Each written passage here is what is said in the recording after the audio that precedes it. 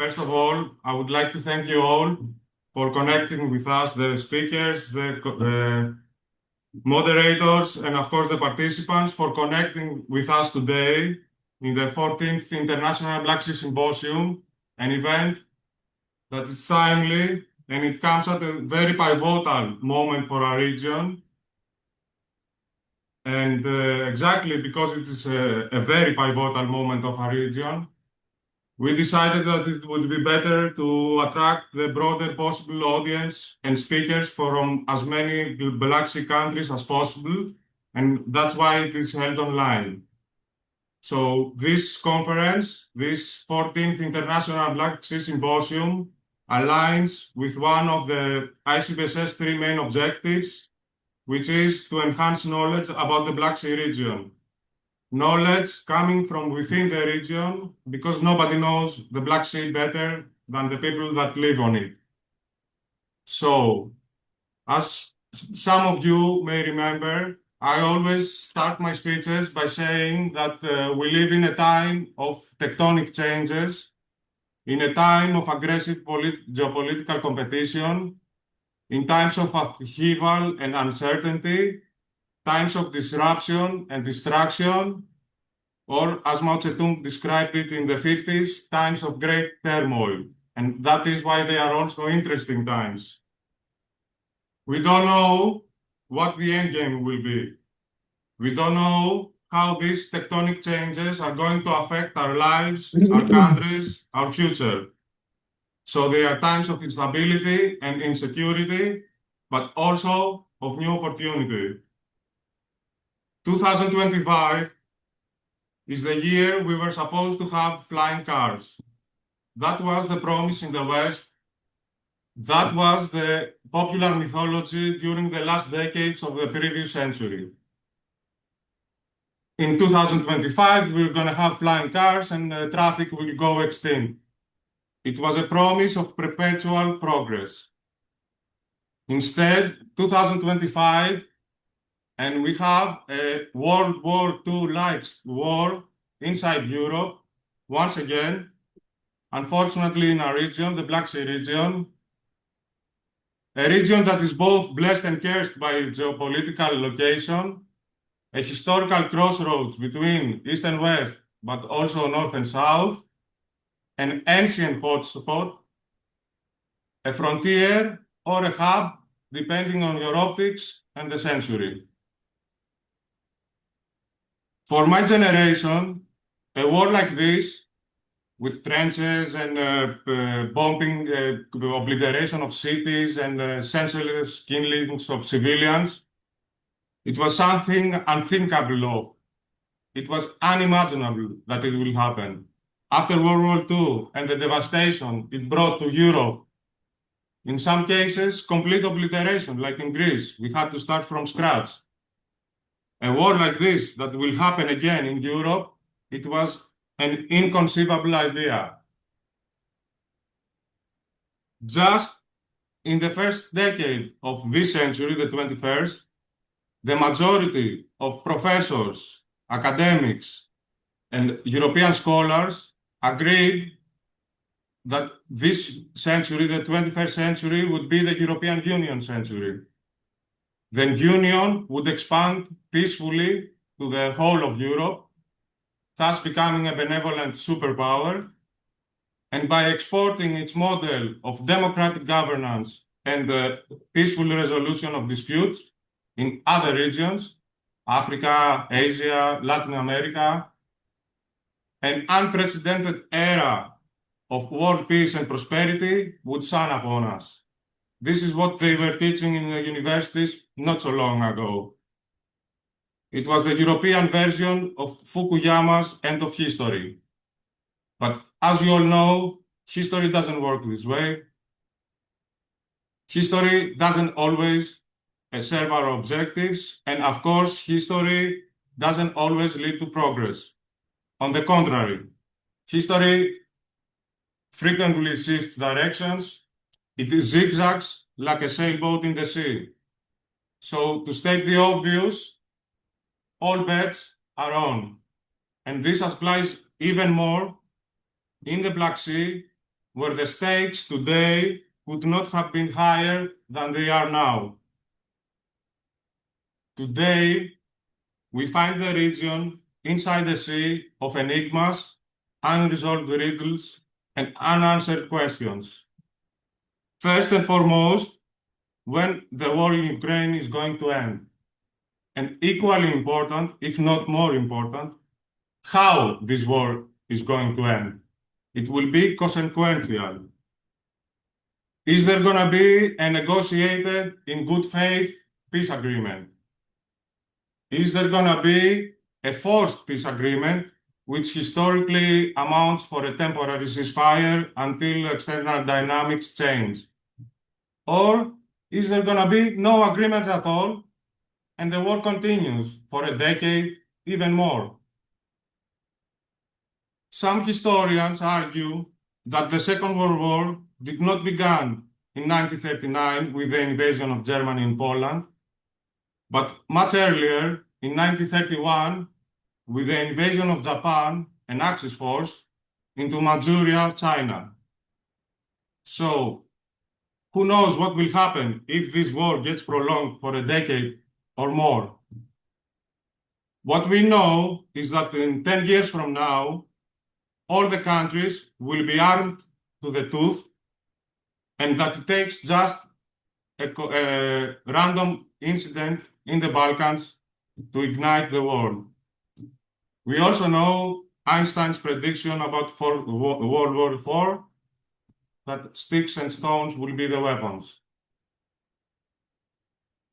Sometimes I think that very few people realize how historical are these moments that we live in, how defining they will be for our future the next few weeks and months, how colossally consequential will be the answer to the question how this war is going to end. Because it's not going to define only the future of the Black Sea and the Black Sea countries, but it's going to define the future of Europe, the future of the European Union, and I will say the future of the world, because no matter the answer, it will set in motion a chain of events that will definitely define this 21st century. Then there is also the war-related environmental destruction. In 2024, I read in an analysis that artificial intelligence estimated that Russia had dropped to Ukraine the equivalent of 11 Hiroshima bombs. That was 2 years ago. So today we are talking about what? The equivalent of 20 Hiroshima bombs? That's insane. Inside Europe in the 21st century, the equivalent of 20 Hiroshima bombs have been dropped into European soil. It's incomprehensible. Of course, all this deadly hazardous material through the rivers and the soil will end up in the Black Sea. So there is a pending environmental catastrophe waiting to happen in the Black Sea. We are talking about ecosystems collapse in the Black Sea, like in the 70s and in the 80s. And how are we going to mitigate this pending environmental catastrophe if there is a new Iron Curtain slashing the Black Sea? What about the future of the Black Sea communities? And what about the future of blue economy, a sector that is just starting to take traction in our war-ridden region? And generally, what will be the future of scientific research in the Black Sea under the circumstances? There is also the problem with the floating mines. Approximately 1,000, maybe some less if they have been neutralized, mines are floating freely right now into the Black Sea. Of course, it will take years to clean this mess up. And this raises questions about the freedom of navigation in the Black Sea, the future of shipping, the future of connectivity. There are questions about new supply chains and new trade corridors passing through the Black Sea with an ongoing war on the northwest. And then there is also always the issues of economic development in this region, and of course, the future of economic cooperation in the Black Sea. And this is why we are here today, to discuss all these pertinent issues of the Black Sea. And for that reason, we gathered today 3 panels with diplomats, ambassadors, experts, professionals, professors, government officials, think tankers, to discuss these issues. We have gathered today 3 panels.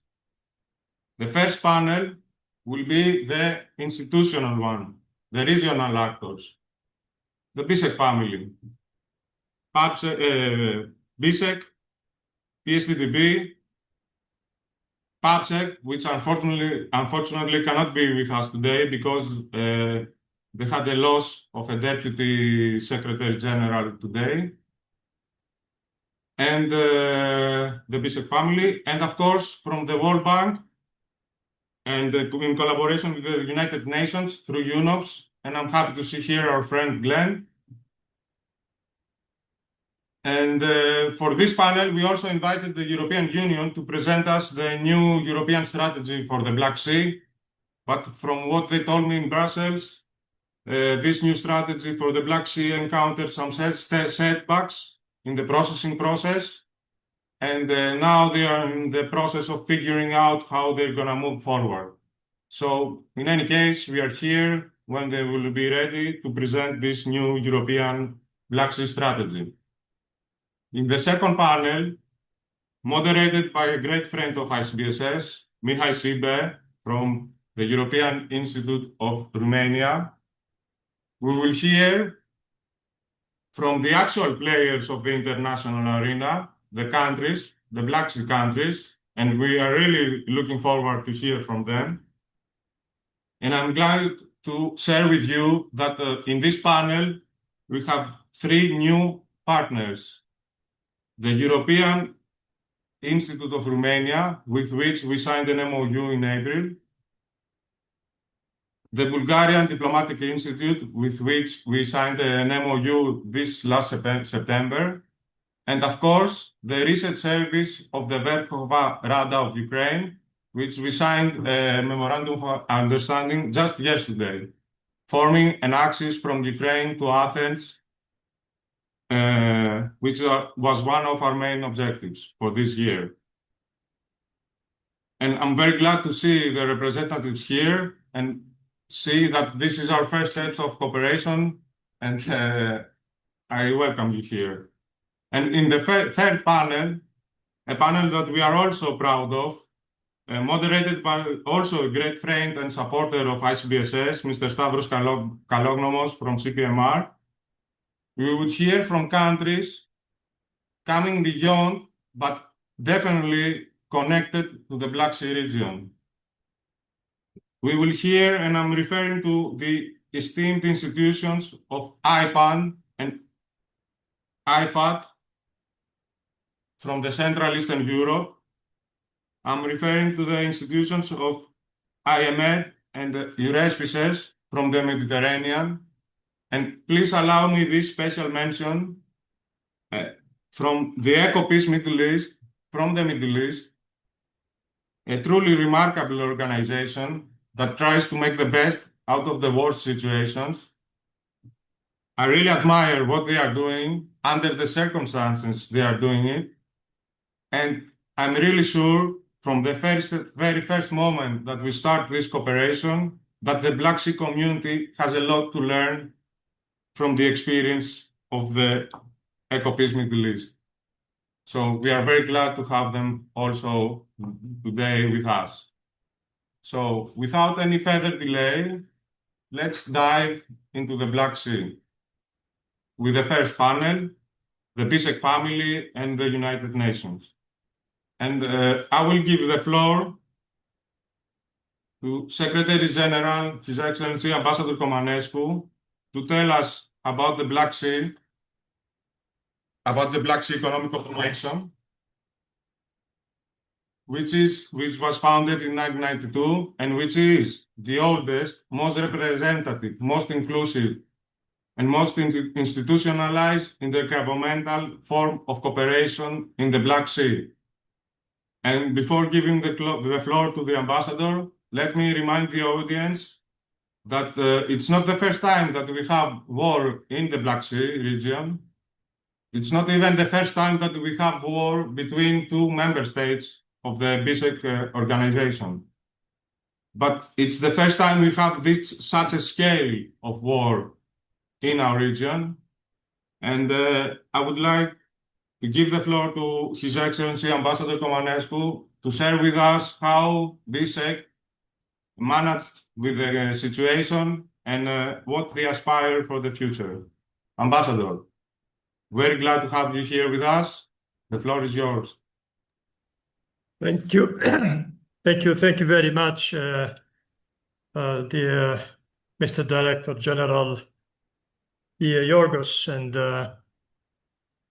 I feel not only very much pleased to be here today with you, but honored to be together with such a distinguished participation in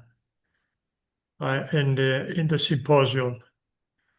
And well, allow me to start by welcoming ICBSS's initiative to bring us together to reflect on a question both timely and I would say crucial: the future of the wider Black Sea region.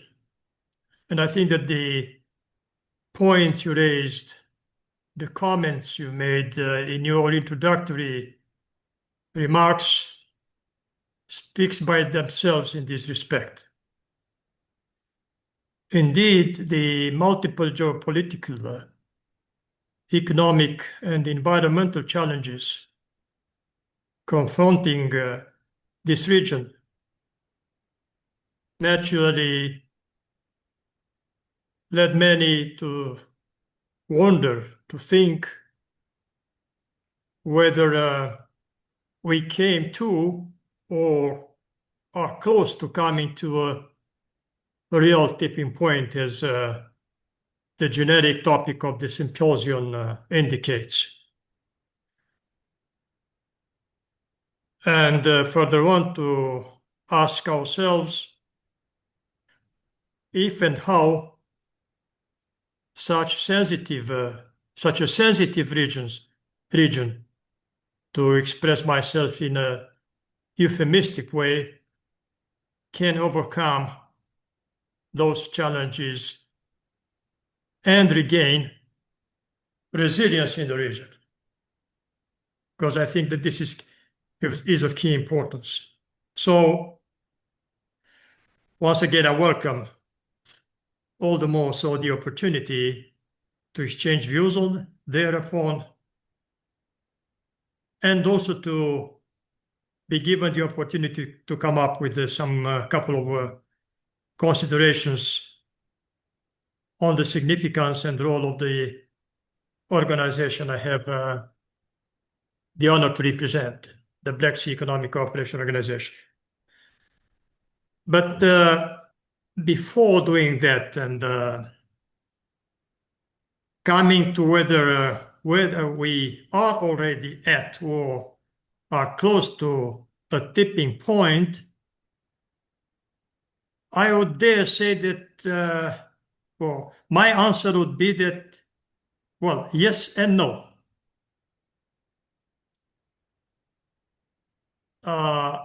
Yes and no, and that brings me to the title of the first panel when you talk about regional actors and looking through what each of these actors have been acting so far. We may indeed be in the position to say that the answer to whether we are on a tipping point is maybe both yes and no.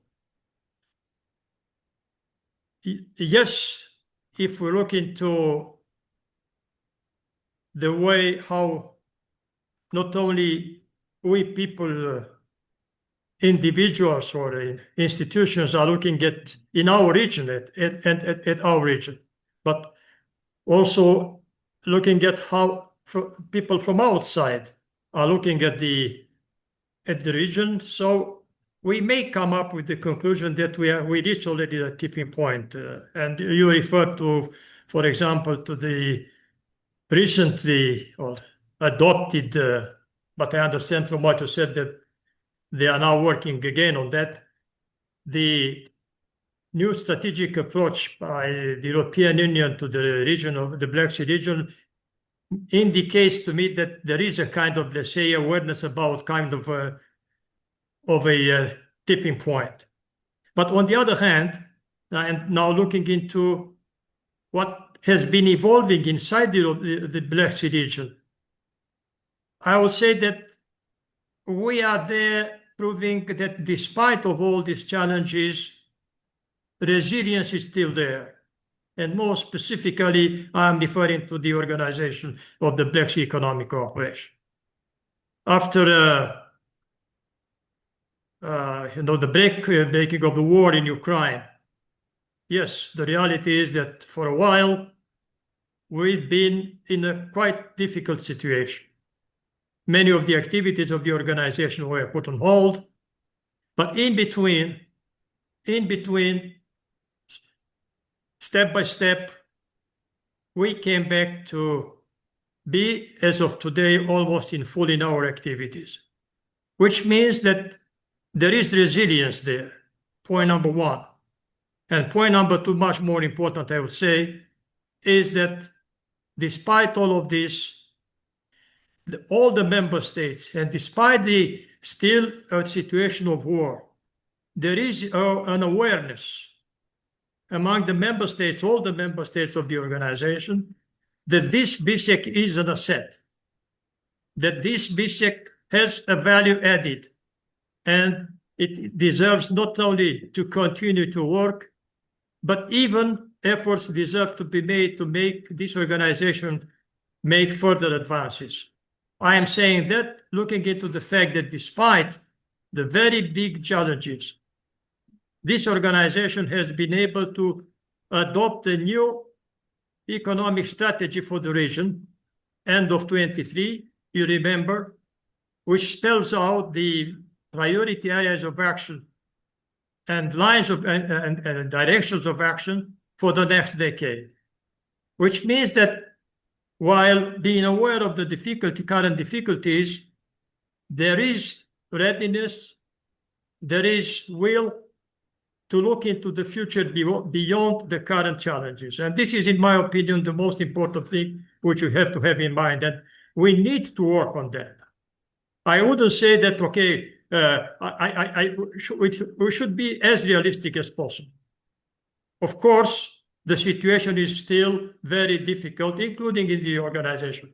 But there is a basis whereupon to work so as to move ahead and to overcome the difficulties. And here come how and who is acting in the region. First of all, and this is extremely important as well, first of all, I think that the key element in this is the ownership, what is coming out from this region, and to build upon what initiatives, all the initiatives, projects developed inside. For example, we are talking, there is a very extended and intensive talk about connectivity, globally speaking. Connectivity, including one of the key elements of connectivity, is about, of course, transport routes and so on and so on, infrastructure. But connectivity, talking about linking Asia and Europe, you cannot do it but through the Black Sea region in real and efficient terms. And if that's the case, and I saw in the draft, in the new strategic approach of the European Union, that connectivity is high among the priority when it comes to how to approach the Black Sea region. So being successful in connectivity means taking into account this region. And should not forget that in this region there are important initiatives that has been developed towards enhancing the connectivity. Just two examples which have been there for quite a long time, still to be finalized, but huge work has been done. The Black Sea Ring Highway, for example, or the motorways of the sea. And this is why I'm saying that when coming into what to do in the future, it counts first and foremost to take into account and build upon what is coming out from the region. And this is, in my opinion, one of the key elements. And with this, I will come to a close because I understand that I only have to speak 3 minutes. I've already overcome. Simply to say that when looking into the new strategic approach of the European Union, while welcoming the fact that the European Union is paying attention to this region, it is extremely important to take into account the realities on the ground, what is coming out from this region, including what has been developed and is about to be developed within the organization of the Black Sea Economic Cooperation. And looking into the new Black Sea Economic Agenda, I think that it offers the ground whereupon to continue to build also as far as the BSEC EU relations is concerned. I will stop here and I will develop perhaps some ideas further on in my second intervention. Thank you, Ambassador. We will come back to the economic agenda of BSEC in the second round for sure. And we are now going to the bank, the Black Sea Trade and Development Bank. And please let me use this occasion to say to Mr. Kokzal, congratulations for the new premises and that we wish them the best of investments. And Mr. Kokzal, in the beginning of this war, I heard some people saying that the bank will not survive this crisis. And here we are 3 years later, and not only the bank survived, but it flourished. From what I understand, it surpassed every expectation from inside this crisis. So please tell us, how did you manage through this period of crisis, and what's on in the future? Thank you very much for your kind words. Actually, when the crisis started back in 2022, I was newly appointed to the bank, and the bank was in a position to increase its growth. The goal was to increase the asset growth of the bank and to finance as much as projects, development projects, and trade finance between member countries as much as we can. But unfortunately, as the military conflict was between our two member countries, and they are one of them is main shareholder and the other is secondary shareholder. Let's say 16.5 is Russia's share ownership, and 14.5 is Ukraine. If it affected us a lot, rating institutions decreased our ratings on the spot from A to BBB with negative outlook. Of course, it required so much work to come to this point from that point, because it was unprecedented. And although we are an institution which is registered as a multilateral development bank in UN, we are not sanctionable. But although in theory we are not sanctionable, there has been some MDBs which has been sanctioned by US. So what we had done is clearly we have done our best to be in line with all sanction regimes 100%. first thing we decided is we should be in line with all US sanctions, EU sanctions, UN sanctions. And also there are some bilateral financing agreements we signed with our interlocutors, which puts us in a position that we should be in line with UK sanctions, Japan sanctions. So it was the first thing we had done. We decided to do that, and we have communicated our stance to all of the world as yes, we have Russia as our one of the main shareholders, but we are operating in line with sanctions 100%. And also our shareholders respected our stance.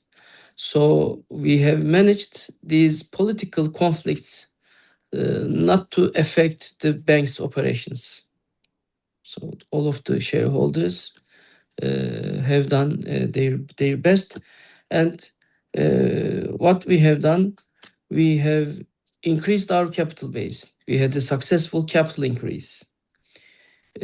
We have done this with all waivers we got from regulators. We got a waiver from EU regulator to have Russia to be included in the capital increase.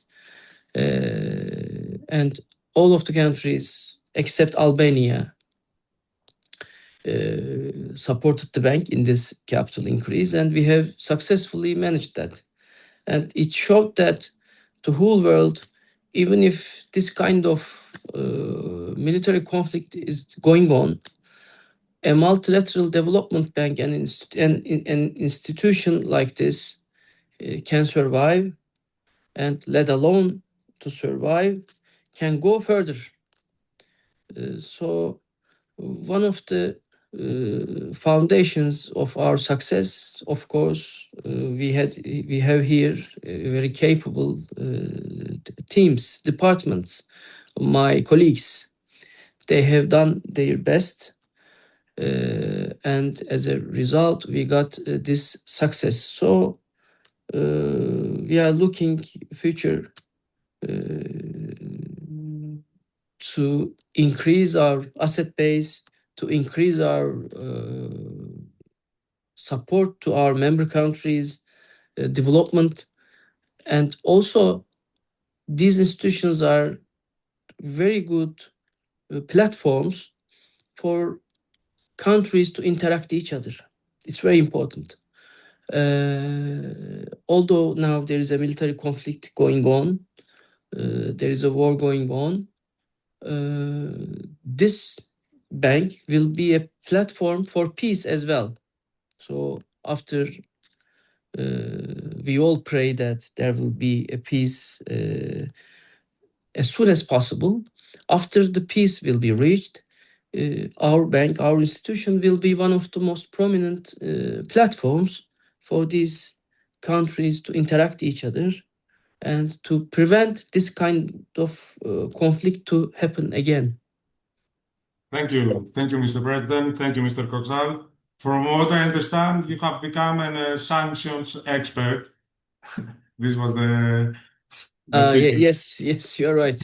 This was the secret. Not me, but all the banks. You can say this for all the banks operating in west side of the world are now experts on sanctions. Compliance units have worked a lot. Okay, very, very useful. And okay, normally now we would have PAPSEC, the Parliamentary Assembly of the Black Sea, but as I said, there was a Deputy Secretary General, they lost its Deputy Secretary General, and of course we send our condolences as ICBSS and as BSEC family to PAPSEC.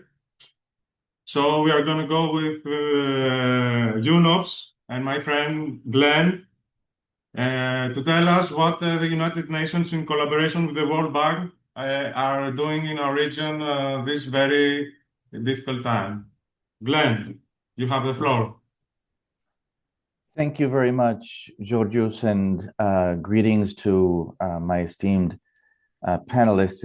It's really a pleasure for us as UNOPS to be part of this important discussion, because in the spirit of the symposium, we would like to contribute some provocative ideas and also receive some equally innovative suggestions about the way forward. What I'd like to focus on, just very briefly, is that the United Nations Office of Project Services, UNOPS, is very much active in many Black Sea countries, in Turkey, in Moldova, in Georgia, and Ukraine, certainly. But in particular, we have partnered with the World Bank for a regional project funded by the Global Environment Facility called Bluing the Black Sea. And Bluing the Black Sea is focused on addressing the pollution problems in the Black Sea. And all of you will say immediately, no, but pollution certainly is not a new phenomenon. It gave origin to the Bucharest Convention. It gave origin to many platforms already, to many efforts to combat pollution in the Black Sea. And this is precisely where the World Bank and GEF have identified an opportunity to provide a delta, to provide a difference, which is through innovation. And because innovation is the hallmark of Bluing the Black Sea, we have launched a global competition called the Eco Innovation Challenge, precisely to attract the best and most innovative ideas from around the world, from Black Sea community, but from also around the world, to come up with solutions to 4 specific pollution problems. And so part of what we think we can do as a catalyst for the Black Sea community is to be able to not only attract, identify, but also support the implementation of innovative solutions in the Black Sea. And I would like to take on some of these elements during our discussion, Georgios. But I leave you with this final point, which is there are innovative practices. There is a lot of interest in contributing to the Black Sea's pollution problem. We need to provide the enabling environment to do so. And with this particular project, this Bluing the Black Sea regional project, we will be working hard to do that over 4 years, but we have to ask ourselves what happens next. And this is where these types of discussions are so valuable. I'll stop there, Georgios, and come in a bit later. Thank you. Thank you. And we are very lucky that it was you that they sent in the Black Sea. So now coming to the second round, and again, His Excellency Ambassador Comanescu, you mentioned the economic agenda. So in 2023, the BISEC adopted the new economic agenda that sets a number of priorities for cooperation and development in the Black Sea.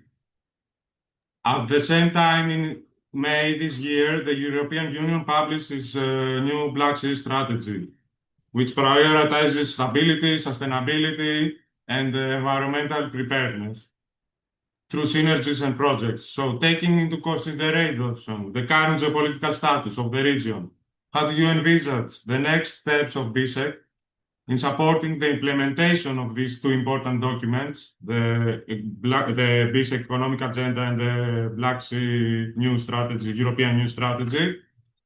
And in your experience, how might cooperation frameworks like BISEC or other regional actors evolve to meet the current developments and address new geopolitical, economic, and environmental realities?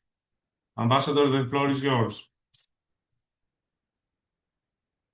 Thank you. Thank you very much, Yorgos, for giving me the floor for the second time, and try to in continuation of what I have already mentioned with regards to the BISEC economic agenda to come up with some additional comments. And Well, let me first say that in a way I have already mentioned that, but I feel it is appropriate to, in a way, say it again, because it has to do with the need of keeping confident that we can do, even in difficult situations. I personally have to say that I was quite prudent, not to say pessimistic, when the idea of coming to a new economic agenda of the organization was brought to the fore. Indeed, it was before before February 2022. And by that time, the optimism was quite high that we will have it and so on, already to celebrate in June 2022, 30 years since the establishment of the organization. But the work broke up and everything broke down. But so, including the idea of a new basic economic agenda. Nevertheless, we succeeded in having it, and more than that, and this is extremely important, to adopt it in December 2023 by unanimity. And I think that this is a very important point which deserves not to be forgotten when activities, initiatives are being launched, because this is a strategic framework document setting up the framework for action of the organization for the 10 years to come. And so that's an important point. And we are now concentrating, of course, we can say, at the very beginning of the process, but nevertheless, work started in the implementation of that. And by the way, for the forthcoming Ministerial Council of the Black Sea, the 19th of December, I, as Secretary General, I am to submit a first report on the implementation of the Black Sea Economic Agenda. And we are working on that. It's finalized. We will let the member states, we will send it to the member states in the very few days from now on. And about the implementation, first of all and foremost, of course, the implementation lies upon us here in the organization. And I am upbeat to say that looking from what we've got so far in our evaluation about where we are, almost 2 years after the adoption, I think that I have reasons to keep prudently optimistic. Things have been done. Just a few examples. Of course, resources are extremely important if we want to be successful in our endeavor.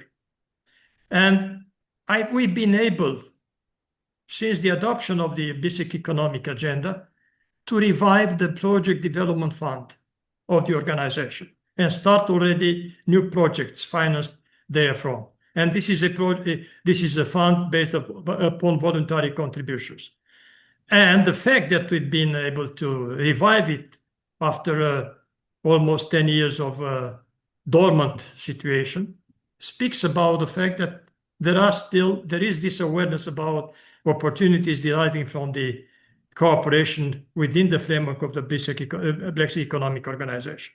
That's one point. Second point, of course, we have to cooperate closely with and interacting closely with other actors. And that brings me to what you have already referred to, I refer also to. It's the cooperation between the Black Sea region and the EU. And yeah, I have to say that once again that I welcome the fact that the European Union is continuing to pay attention and interest to this region, and this new strategic approach is a proof thereof. What I was at the same time, and in honesty, have to say is that I personally would have expected a more thorough and more substance in this new document published by the European Commission, and I understand and endorsed already by the Council of the European Union. In the sense of, once again, I feel the need to say that, in the sense of taking to the deserved extent into account what is built upon in the region by the actors in the region. This is a very important point. To build upon, because there are things where to build upon for the mutual interests. This is one point which I will not enter that much into details, simply to say that, the basic economic agenda provides for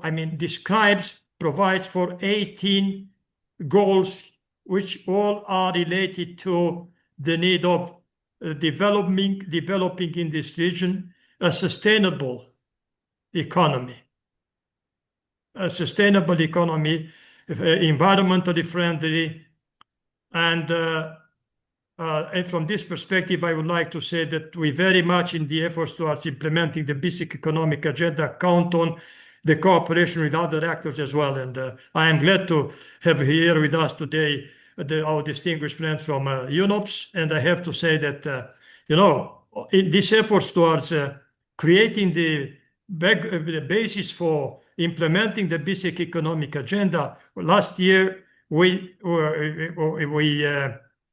concluding an agreement with the UNOPS so as to cooperate in the implementation of concrete projects in the Black Sea region.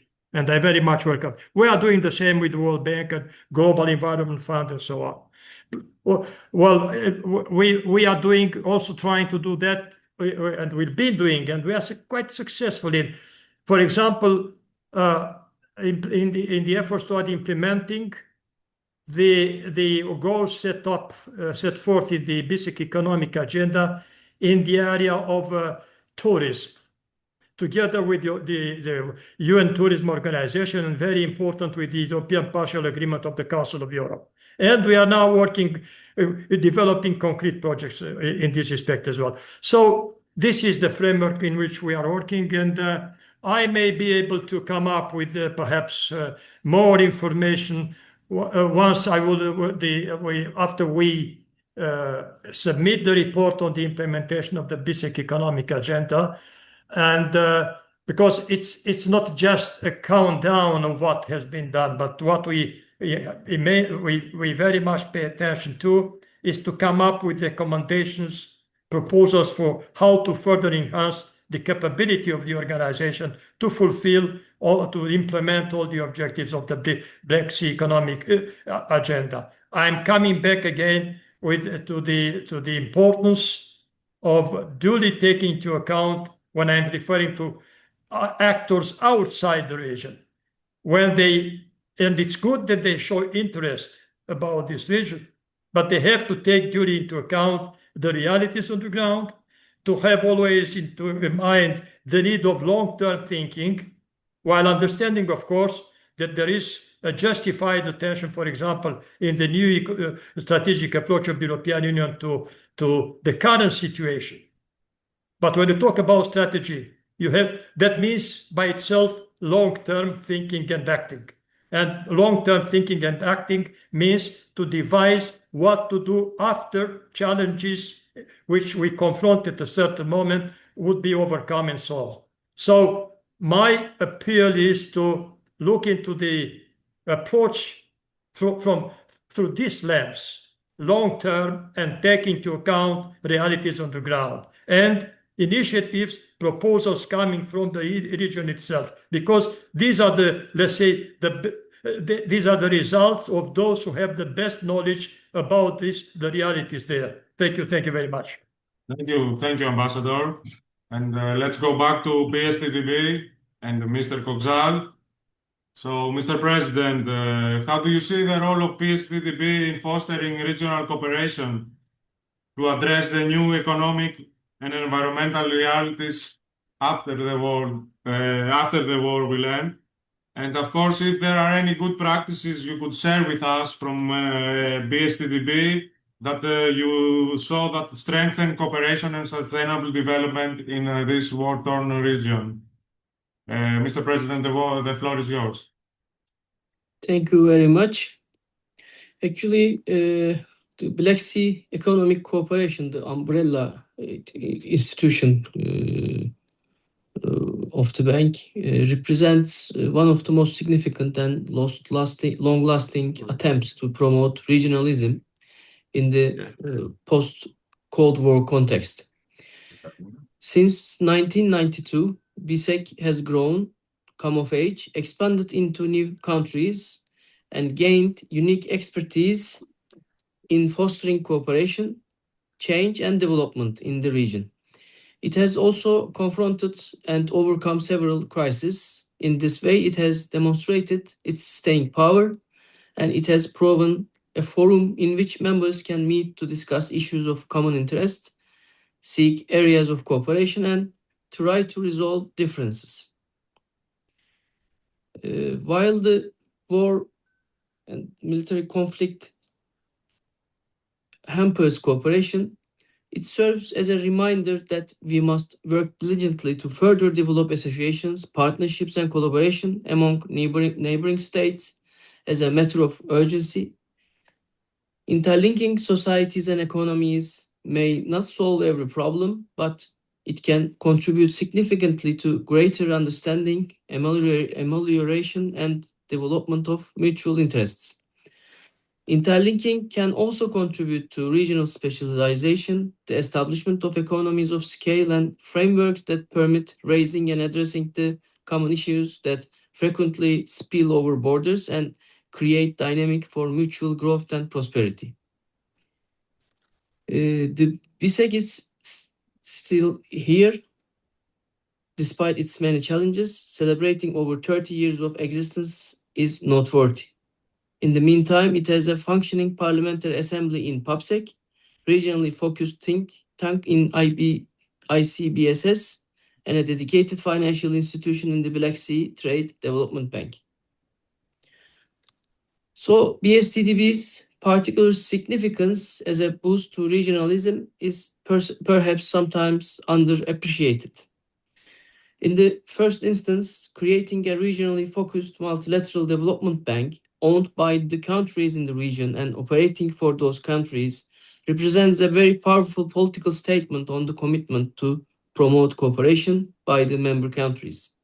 Despite fiscal constraints and many competing interests, these countries choose to prioritize the contribution of financial resources for the creation of a development bank with a mandate to promote cooperation and integration. It was a case of putting your money where your mouth is and enhancing the credibility of cooperation in the Black Sea region versus other arrangements that remained merely talk shops or existed for as long as external actors provided money to promote their own agendas. Second, establishing the bank created an alternative financing option for banks, firms, and public agencies active in the Black Sea region. There were many commercial banks in member countries and several international financial institutions that provided financing into all or some of the member countries. The establishment of BSTDB led to others creating trade financing and trade facilitation programs that were previously not there and proved a valuable alternative source of financing to medium-sized banks and firms active in the region that experienced difficulty obtaining financing for longer than 3 years. Third, by whatever standard you wish to use to measure, there is significant room for further growth of cooperation and integration in the region.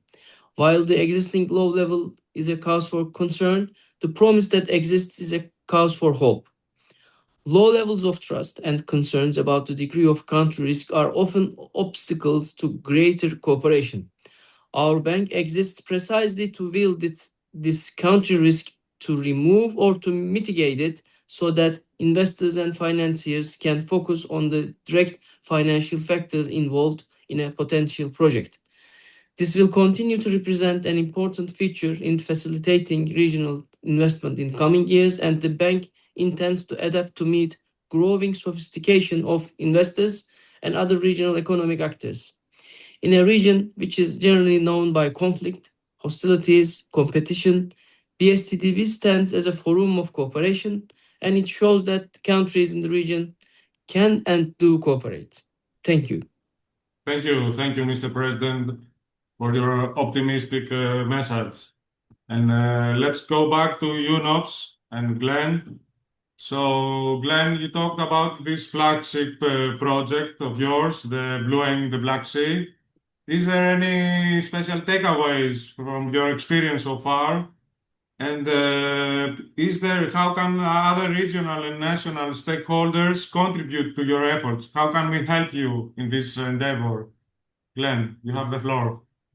Thank you very much, Georgios.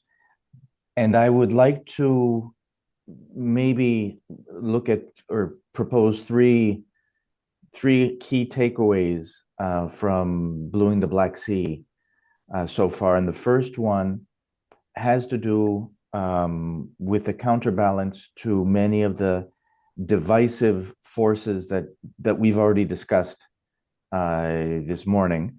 They exist. They're certainly large and will shape the future of the Black Sea. But what we found is that there's also a unifying thread and a very emotional thread associated with the Black Sea.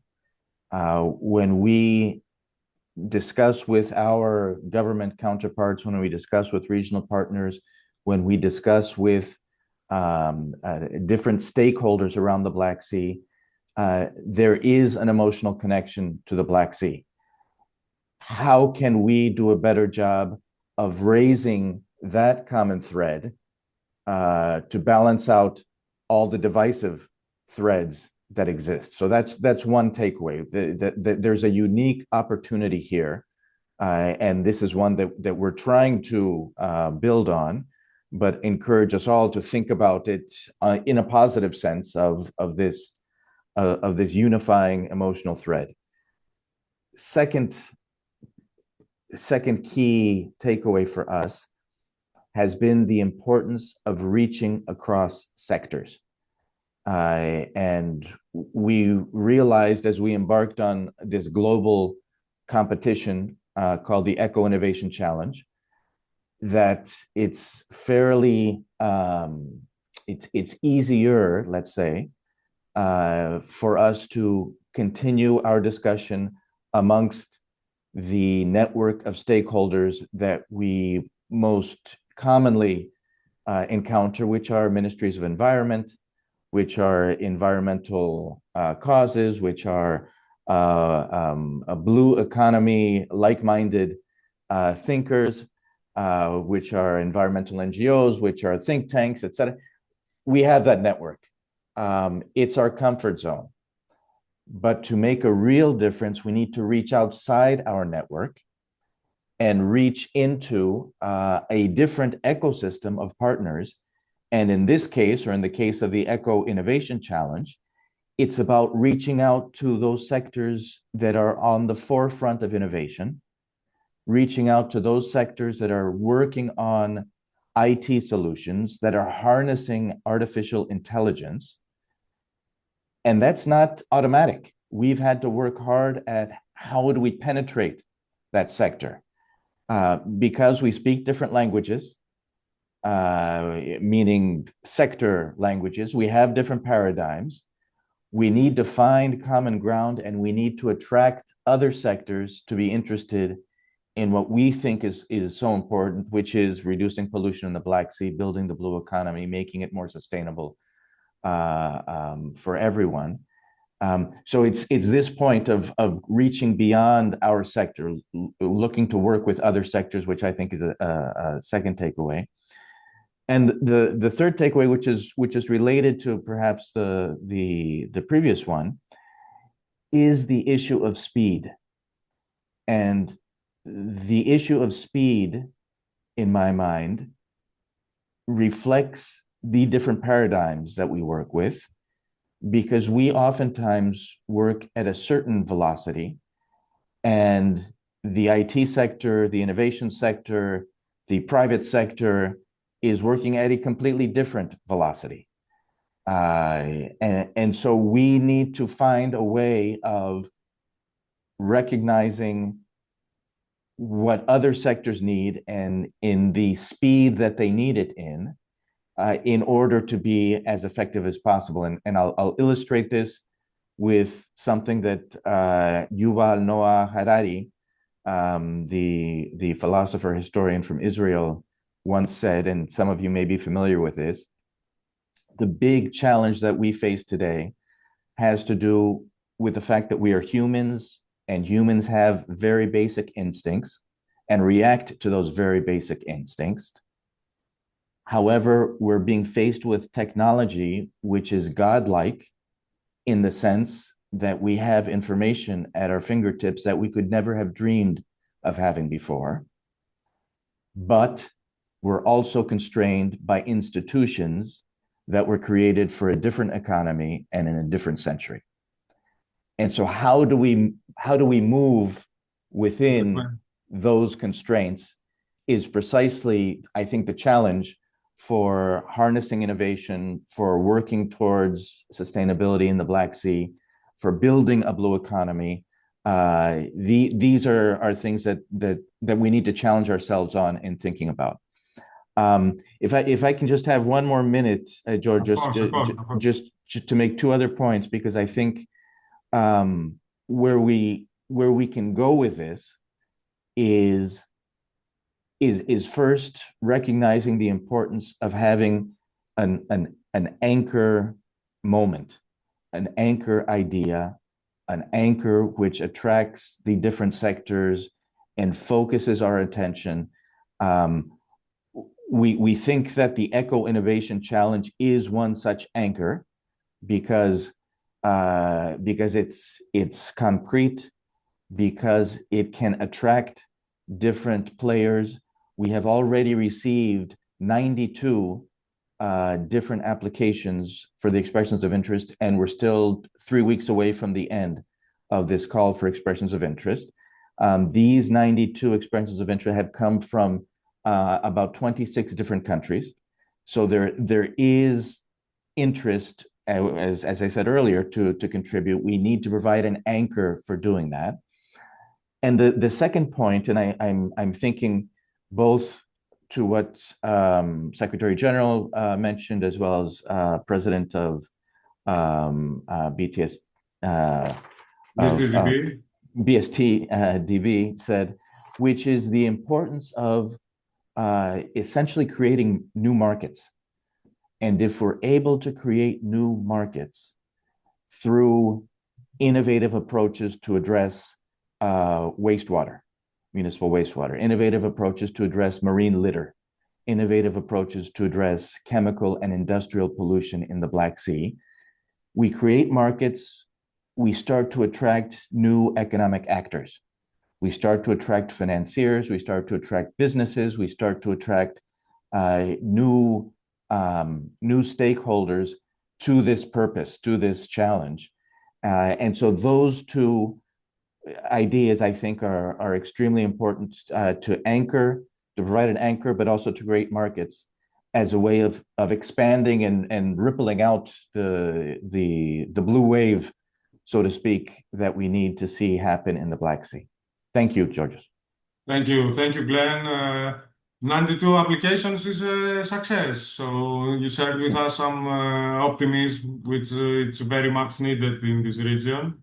And before giving the floor to Ambassador Comanescu again, let me say that, as I've told you, Glenn, there is a lot of innovation, innovative minds in this region, in the Black Sea. But unfortunately, now this innovation is being used for war-related issues. And Ambassador, you have the floor.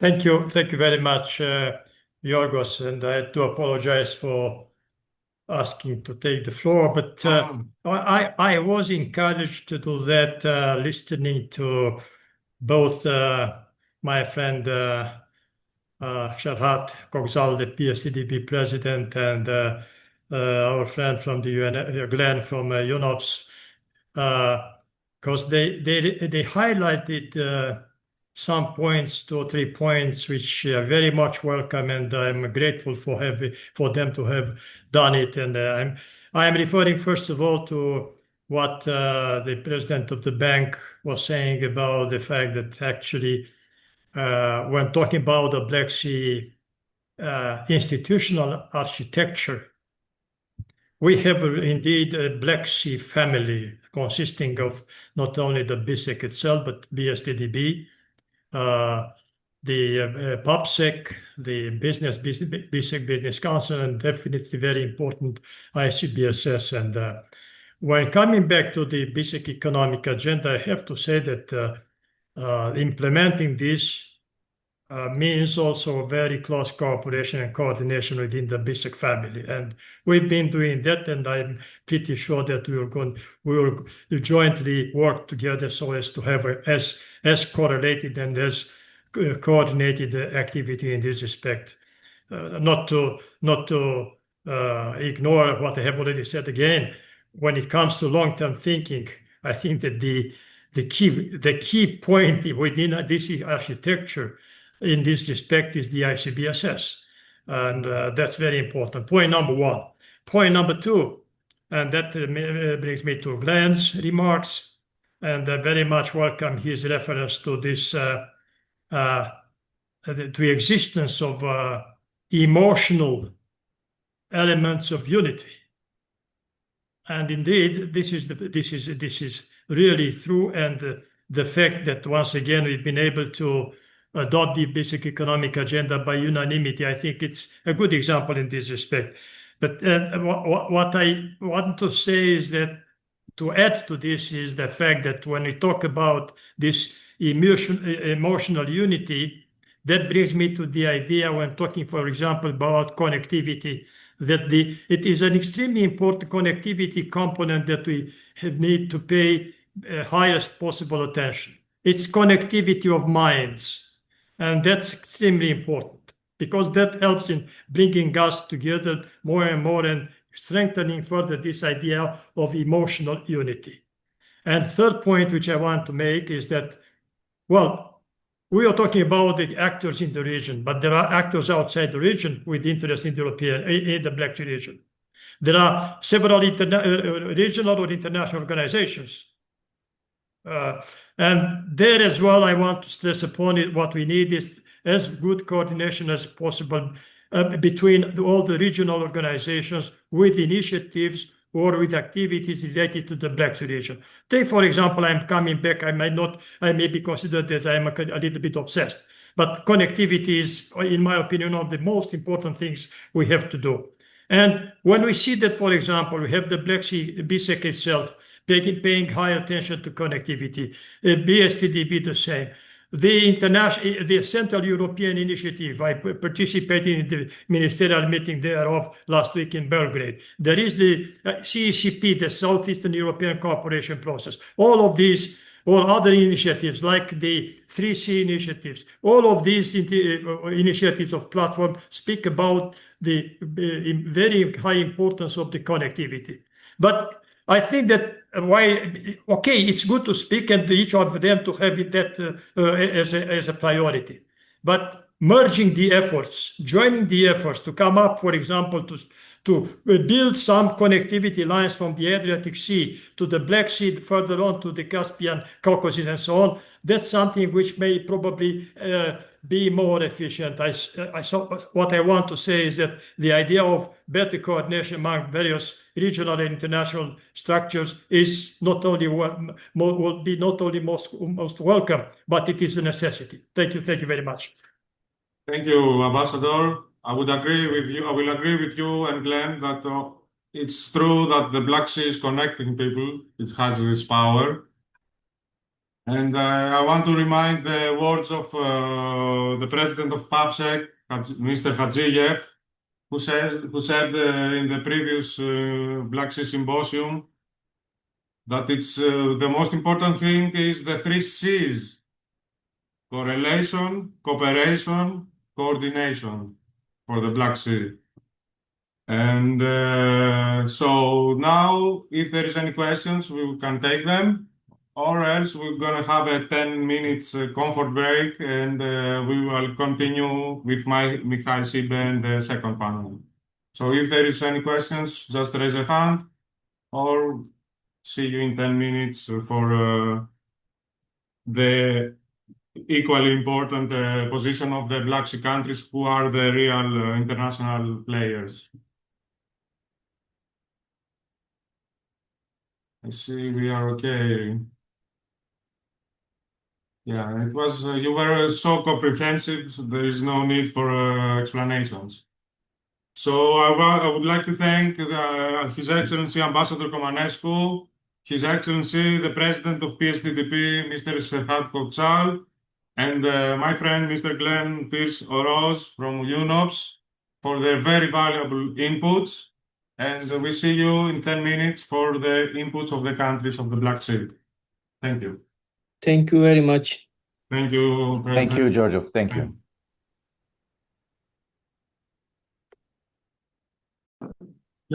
Great.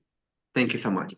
So, Your Excellencies, dear Director Mitrakos, dear panelists and esteemed audience, my name is Mihai Sebe, and I'm going to be the moderator for the next panel titled Perspectives from the BSEC countries. So why does it matter? Having the privilege of being a moderator and also the only Romanian in the panel, I just want to set up the general framework. When we speak about the Black Sea, in my opinion, we are in the situation of Monsieur Jourdain from the Bourgeois Gentilhomme, that we're speaking in prose without knowing it. And what do I mean by that? I mean that so far we have realized the strategic importance of the Black Sea. The Black Sea matters because it's no longer European Union periphery. In fact, the Black Sea and the wider Black Sea area has became the strategic front line of the Western world, of the European Union, a place where deterrence, economic connectivity, and internal resilience must be pursued simultaneously. In fact, we are at the edge of the EU and NATO, and this brings us not only challenges, but a lot of opportunities, and we need to step up our discussion from rhetoric to operational action. At the end of the day, the Black Sea, and from a Romanian perspective, is a key area where the regional security environment is more dramatic than ever before due to the war in the region. And that means that we have now been in the spotlight, and this is a testing ground for the EU ability and also Romania's ability and the riparian Black Sea state to act cohesively in a way that would support the region. There is also a region where the EU has finally stepped up to its communication on the Black Sea strategy, which at the end of the day is not really a strategy per se, but rather an intention document that matters at the end of the day. And one of the main elements that we need to see operationalized in the region is that EU Maritime Security Hub that Romania offered recently to host it in Constanța, which is a critical infrastructure if we want to enhance coordination in the region. The Black Sea is also more. Black Sea is also an area where geo-economic connectivity helps us to become an opportunity for the EU. In fact, we have always need to remember ourselves that the Black Sea region is the most important geoeconomic bridge. It's a key geoeconomic bridge between Europe and Asia, and the connectivity matters in the region. Either we are talking about the transregional corridors or the needs to invest in the infrastructure, connectivity may bring at the end of the day prosperity for the entire region. And talking about the Black Sea, we have forgot a lot about its rivers. And in that context, the strategic role of the Danube has become even more important in the last years.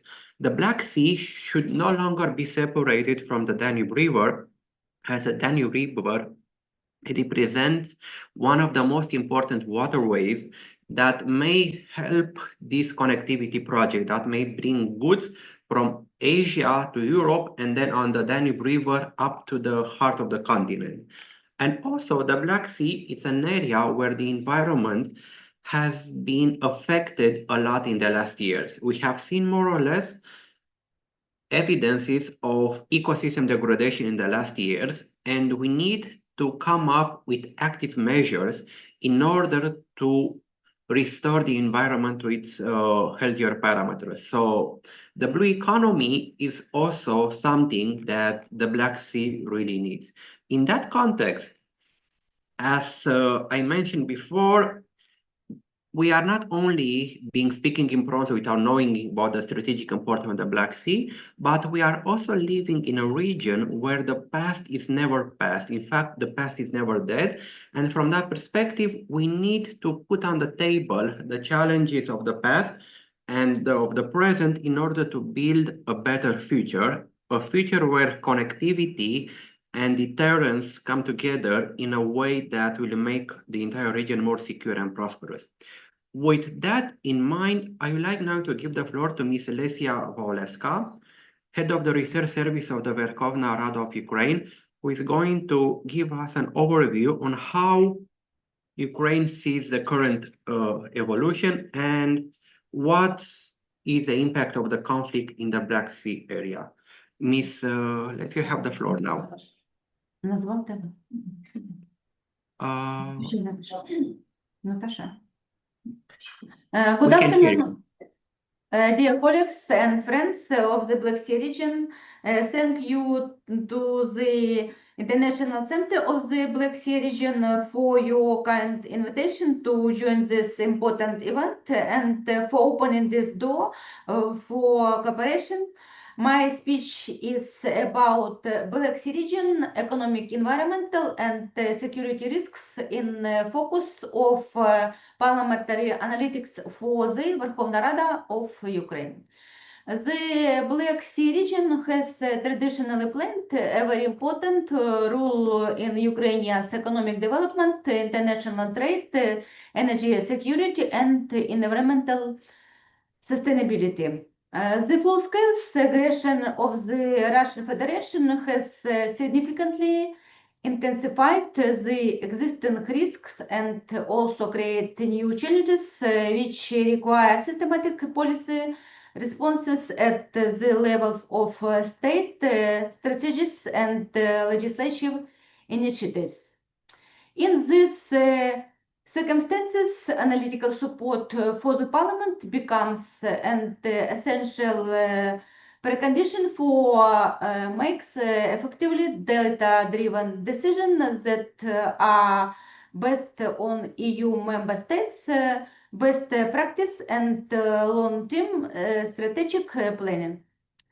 One of the key areas of work for the research service of the Verkhovna Rada of Ukraine is the preparation of information and analytical materials at the request of members of parliament and parliamentary committees on issues that are directly linked to the situation in the Black Sea region.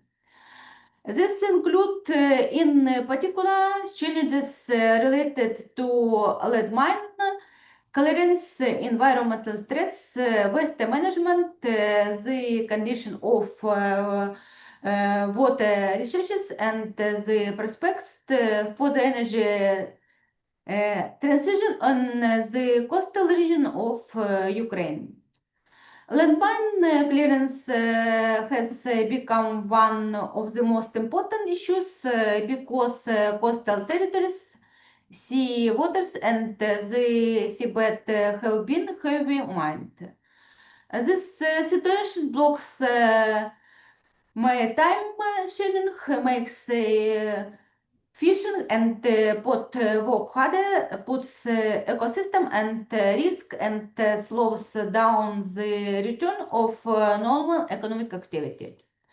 The analytical materials prepared by the research service focus on international standards for mine action, Ukrainians' key needs, real examples of cooperation with the European Union, NATO member state and NATO partner countries, as well as on funding gaps and laws related to safe navigation.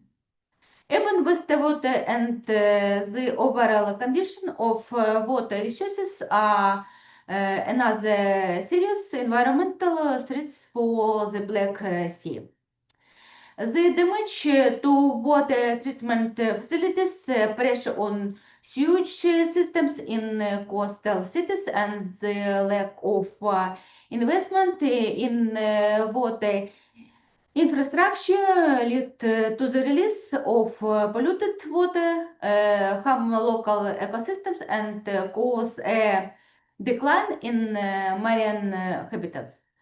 The analytical work of the research service highlights the need to plan European Union standards for urban wastewater treatment, rebuild and operate sewage systems, and use European integration funding tools to bring targeted financial support to coastal regions. Industrial pollution and poor waste management create linked risk that directly affect the quality of water, soil, and air in Ukrainian coastal regions. The analytical work of the research service of the Verkhovna Rada of Ukraine aims to align Ukrainian laws with the requirements of the Industrial Emissions Directive and study the best pollution monitoring practices used by European Union countries. It also reviews practical steps to bring Ukraine's national waste management system close to EU waste management standards with special attention to the dangers caused by waste gathering in active conflict areas. A key part of this work is the in-depth analysis of hazardous waste, which may include unexploded mine remnants or toxic materials left after military actions. In wartime, war risk insurance becomes a key condition for restoring port logistics, investing in investments into sea infrastructure, and keeping businesses in the Black Sea region running. The analytic prepared by the research service of the Verkhovna Rada of Ukraine cover global experience with state guarantees or insurance models in EU critical infrastructure protection approaches. They also examine ways to involve international financial institution and their possible role and supporting infrastructure stability during conflicts. A provision area that can build long-term resilience for the Black Sea region is the development of renewable energy. This includes the potential of offshore wind power, solar generation, and bioenergy. The analytical products prepared by the research service of the Verkhovna Rada of Ukraine focus on regulators' barriers, mechanism for aligning Ukrainians' energy laws with European energy legislation, and the options for connecting coastal regions to with European energy markets. All the work areas of the research service of the Verkhovna Rada of Ukraine share one common direction: the need to consider EU standards when preparing legal changes and sharing Ukrainian state policies. This applies to environmental and industrial rules, risk management approaches, waste handling, nature protection, infrastructure safety, and energy planning in the Black Sea coastal region of Ukraine. Alignment with EU standards not only helps make decisions clear and effective, but also expands Ukrainians' opportunities to receive financial, technical, and expert support from international partners. Assessing economic, environmental, and security risks in the Black Sea region has a strong legal basic, even when analytical materials are not primarily focused on maritime issues. Public authorities and parliamentary bodies, such as the Verkhovna Rada of Ukraine, carry a general duty to uphold good governance and protect the public interest, guided by international standards and aligned with the European Union. Enduring interconnected regional risks may call into question constitutional principles of good governance and weaken the legitimacy of evidence-based decision making.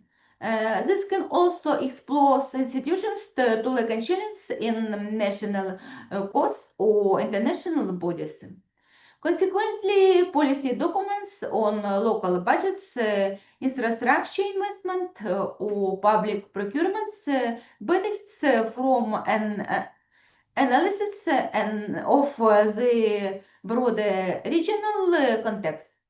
This approach helps reduce systems risks and strengthening the reliability of public decision for Ukrainians coastal communities.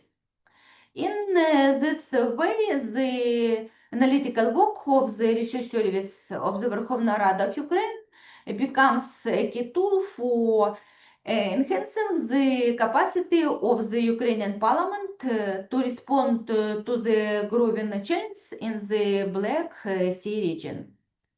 A comprehensive approach supported by the regular use of European Union standards for policy and law helps laws that can support economic recovery, increase safety, and protect nature in coastal areas over the medium and long term. Thank you for your attention.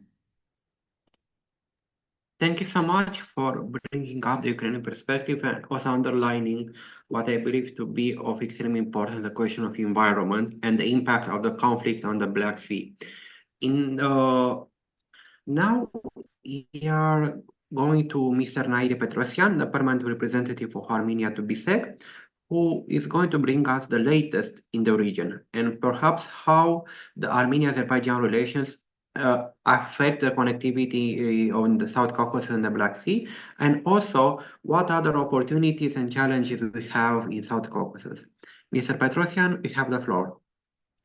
Thank you very much, Mr. Moderator, distinguished Director General Mitrakos, dear friends and colleagues. It's a word of gratitude goes to the colleagues and friends from the ICBSS who worked hard to organize this symposium. I greatly appreciate this chance to address such a distinguished audience. The Black Sea region has always been a crossroads of cultures, commerce, and geopolitical interests. It is an essential link between Europe and Asia.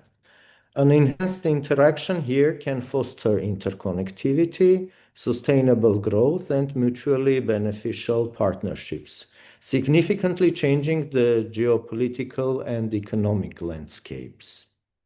Having said this, we of course know that realization of this vision requires peace and stability. While the broader Black Sea region faces profound challenges, primarily due to the war in Ukraine, Armenia and Azerbaijan has recently embarked on a journey toward a lasting peace. The trilateral meeting held at the White House in Washington, D.C. on 8 August this year resulted in the initialing of the agreement on the establishment of peace and interstate relations between Armenia and Azerbaijan, and the signing of a joint declaration by the Prime Minister of Armenia, the President of Azerbaijan, and United States President as a witness. This firmly anchors us for an open political dialogue, as well as trade and investment opportunities. We agreed upon acknowledging each other's sovereignty, territorial integrity, inviolability of international borders, and reciprocal respect for national jurisdiction.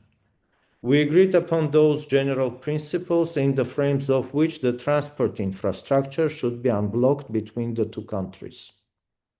The path forward is a process that requires patience, care, addressing practical matters, and building mutual trust. Armenia will engage in good faith to transform our region into an area of constructive cooperation.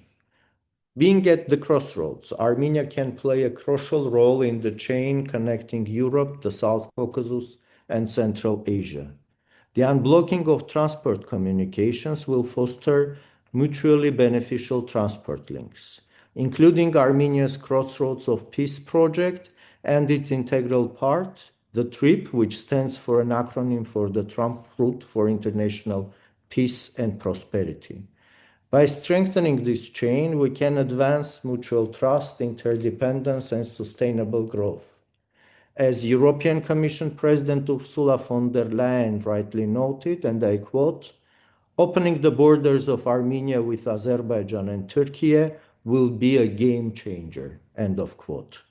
It had been with this vision in mind that the Prime Minister of Armenia came up with the initiative of the Crossroads of Peace.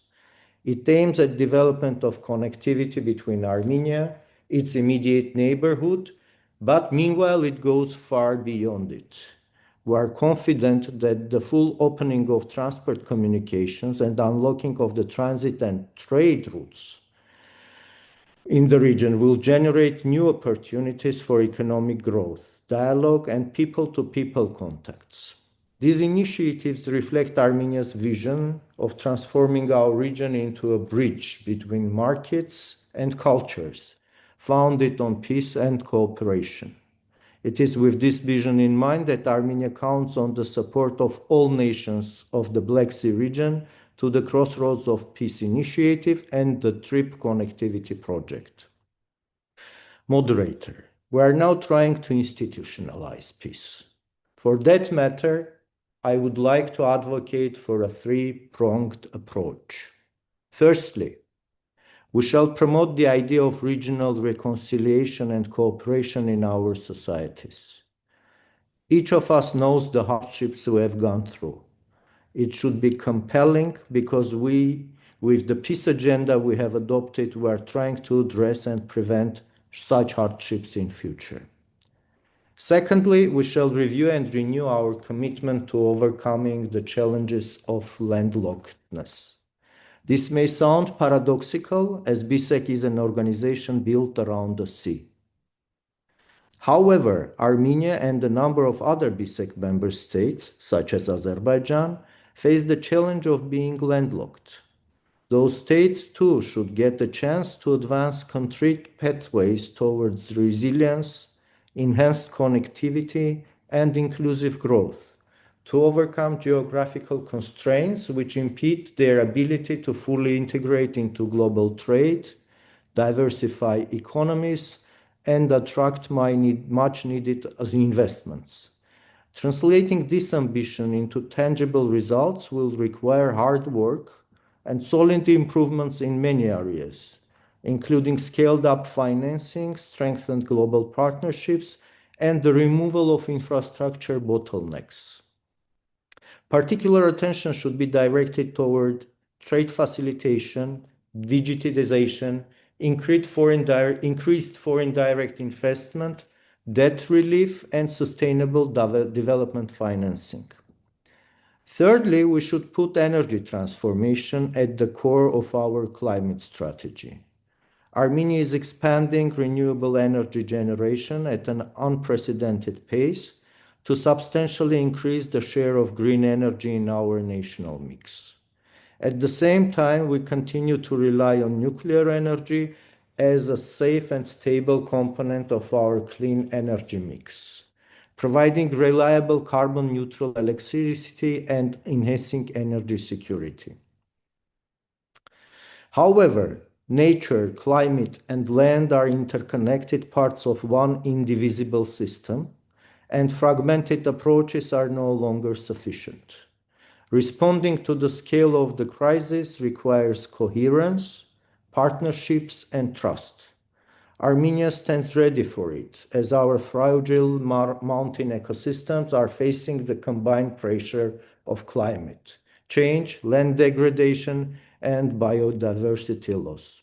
In conclusion, moderator, I would like to react to one point you mentioned, which was the Black Sea as an area of strategic competition and strategic importance, and of deterrence, as you put it. We believe the time for peace has come. We work on it with our neighbors, and we wish it also for our friends in Ukraine. We need to stop the war first and foremost, and we need to work hard to make it long-lasting. This is something that we all should be interested and working together, developing win-win solutions for all. And peace is the major prerequisite for it. I will stop here. Thank you very much. Thank you so much for reminding us of the importance of peace in order to build a better region for everyone. Now, I would like to give the floor to Ambassador Spiridonos Antopoulos, Minister Plenipotentiary, Director for Bilateral Economic Relations and Minister of Foreign Affairs of the Hellenic Republic, who will present us the perspective of a country which is both EU and NATO member. Your Excellency, you have the floor. Thank you very much. Good morning.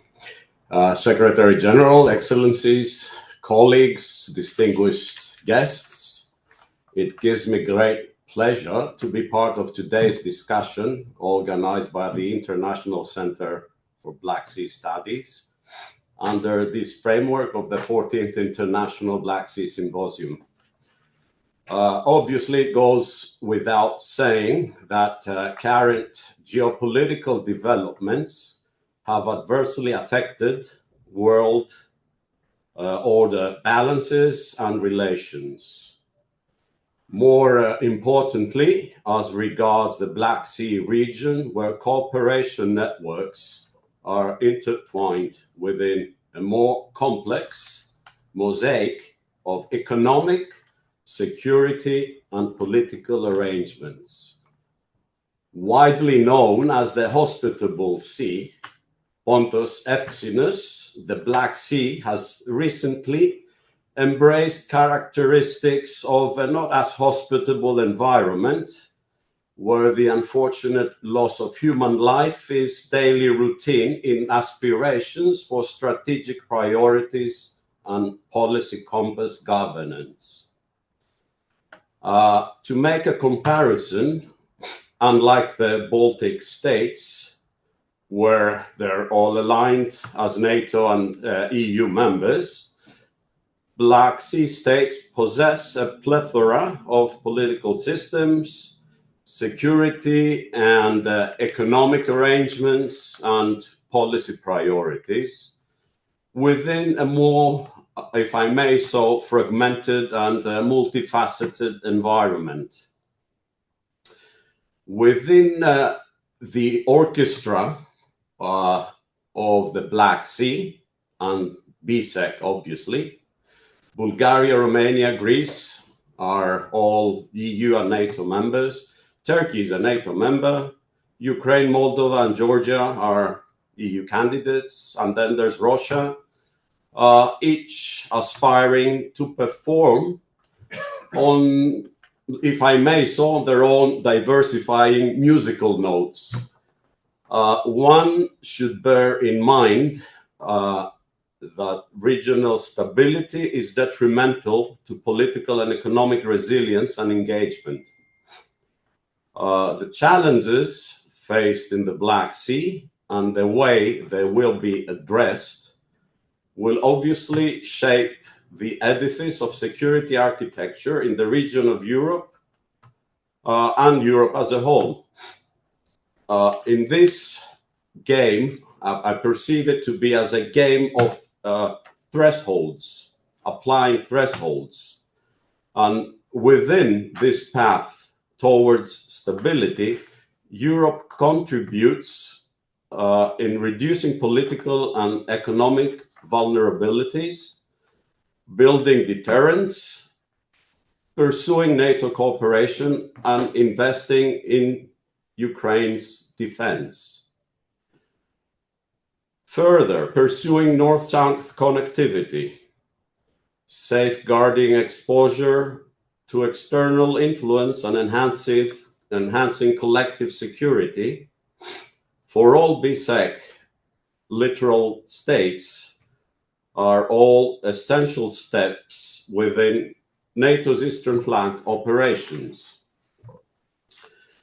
With all that in mind, and not even scratching the surface of this game of testing thresholds, allow me to put down some points that, in my view, are the yardstick in a future prosperous and people business as usual climate in the region. Obviously, the Black Sea region is strategically important because it provides connectivity between Central Asia, Europe, the Baltic region, Mediterranean, Middle East. Secondly, it is important for military mobility as part of the southern part of NATO's eastern flank. Thirdly, the Black Sea contains important energy routes and substantial gas reserves, which will have a major impact on energy sustainability and independence of states in the region. The Black Sea is also vital for Ukraine's economy and exports, and also ensuring global food security, especially for Africa and the Middle East. The Black Sea is also of strategic importance for Russia, as it allows for access to warm seas, a platform of projection towards the Middle East, the Mediterranean, and Africa.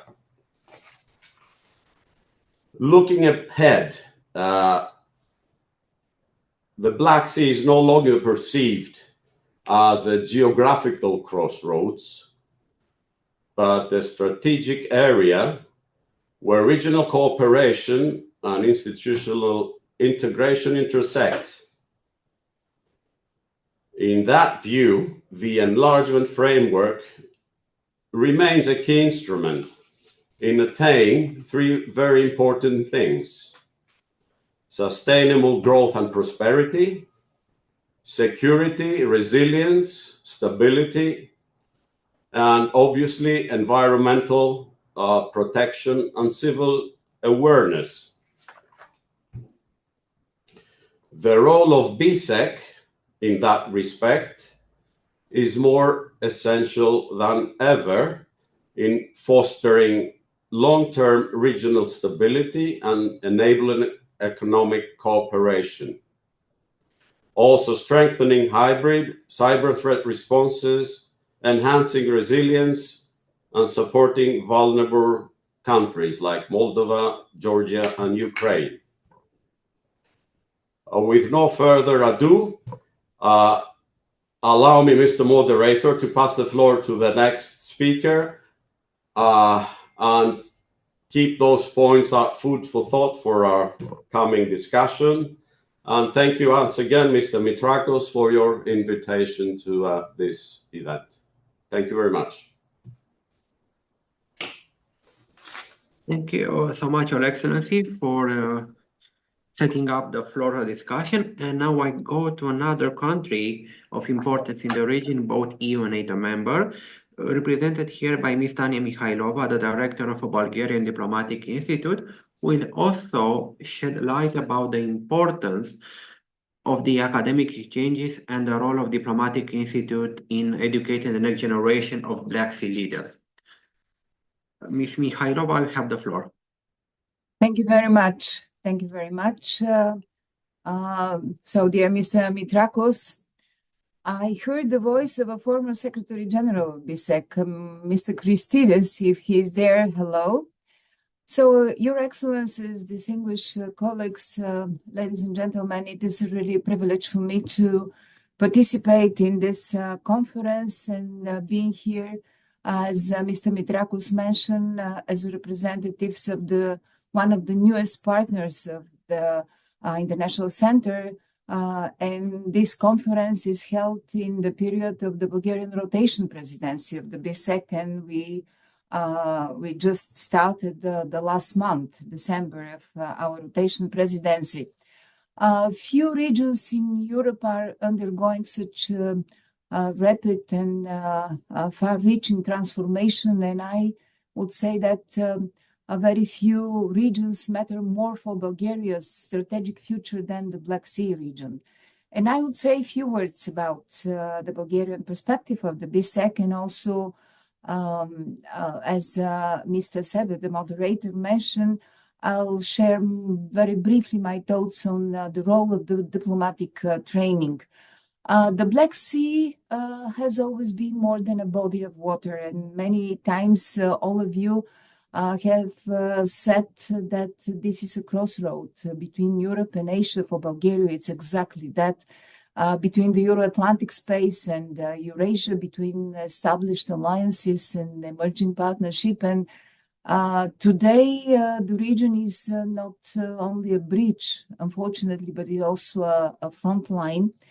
And this combined impacts of war, climate change, economic uncertainty, demographic decline, and migration pressures are reshaping the regional landscape at an unparalleled speed. And these challenges transcend borders, culture, institutions. All of us know that, and we witness that. And all of those challenges demand collective resilience, and they require us to think out of the box about the instrument of cooperations we rely on, including the organizations of Black Sea Economic Cooperation. For Bulgaria, the Black Sea is not a peripheral theater. It is central of our national security, to our economic future, and to our role within the European Union and NATO. And let me briefly outline very shortly the Bulgarian perspectives across three core pillars: security, connectivity, and regional cooperation. Of course, first is security, and you already mentioned, we know that the war in Ukraine fundamentally changed the strategic balance in the Black Sea, and it has reopened many questions of, I would say, forgotten before, like maritime security, energy routes, and the resilience of critical infrastructure. Of course, the connectivity and economic integration, it was already said from the other speakers. The Black Sea has the potential to become one of the major corridors of the 21st century Eurasian trade. And for Bulgaria, strengthening regional connectivity is not just an abstract concept. This is one of the national priorities. And I would add here energy dimension as another central important priority for Bulgaria linked to the Black Sea region. And these opportunities cannot be seized by one country alone, and they require collective planning, as I mentioned, a shared instrument. And here the role of BSEC is, and I think it remains one of the very few inclusive regional platforms that continues to operate despite the profound geopolitical tensions of our time. All of those that I'm speaking requires, and we have one instrument that is valid every time. This is diplomacy. So dialogue, platforms, and diplomacy. And of course, we should continue to not only to have dialogues and forum, but also to be a driver of a practical integration across the region. From Bulgaria perspectives, the future of the BSEC should be more project-oriented, more efficient, and more aligned with the European programs. And I would say that Bulgarian vision is very clear. We want a Black Sea that is stable, predictable, connected, prosperous, region where maritime routes are secure, where infrastructure links Europe to Asia, where energy networks are diversified, sustainable, and where diplomacy remains possible, even in a time of geopolitical tensions. And let me conclude this part with this. The Black Sea is not only a shared geography. This is a shared responsibility. And this is the moment to say a few words on the role of the diplomatic training as far as my job is exactly in this domain. In our region of complex and interconnected as the Black Sea, the next generation of leaders and diplomats and civil administration must be prepared to choose cooperation over confrontation. And diplomatic institutes and academic exchange, I believe, can play a decisive role in shaping this future. And first, all of those instruments through training and education, they could help young professionals to build, if possible, a shared regional identity. As second, these institutions create personal networks of trust that last for decades. And third, through training in negotiation, regional governance, and joint problem solving, students and trainees gain practical experience in finding solutions that benefit all sides. And finally, these institutions offer a safe environment for honest, forward-looking conversation, space where sensitive issues can be explored with reason rather than rhetoric. In short, diplomatic training could cultivate a generation of Black Sea leaders who understand that cooperation is not a sign of weakness, but the smartest path to stability, prosperity, and peace. And two examples I would give from our own experience at Diplomatic Training Institution. This is our Winter School of Diplomacy, which is organized annually, and also the Energy and Climate Diplomacy Annual Seminar. Those two platforms and trainings not just open, but we invite very actively participants from the Black Sea region. And I'm so happy that from all of the countries around the Black Sea, we had the participants, and I believe there will be in the next editions of our training. So I'm ready to respond to any questions which might appear. Thank you very much for your attention. Thank you so much for reminding us the importance of education and training for a better future. And last but not least, we have Mr. Irakli Sipiladze, foreign policy analyst and visiting lecturer at Tbilisi State University, who will give us Georgia's perspectives on how to increase the strategic importance and potential economic gains in the region. Mr. Sipiladze, can you hear us? Yes, thank you. You have the floor. Yeah, thank you very much. I would like to also thank the Mr. Mitrakos for inviting me, and then also it's my honor to participate in these really great discussions and also offer some perspectives on how Georgia sees things. But I have to make a disclaimer. You see that, but I do not speak on behalf of any official Georgian institutions. I'm just talking from my personal as a political analyst. I'm just trying to make sense of how things are going in the Black Sea, and that allows me to be more open to challenge some traditional views around the Black Sea region.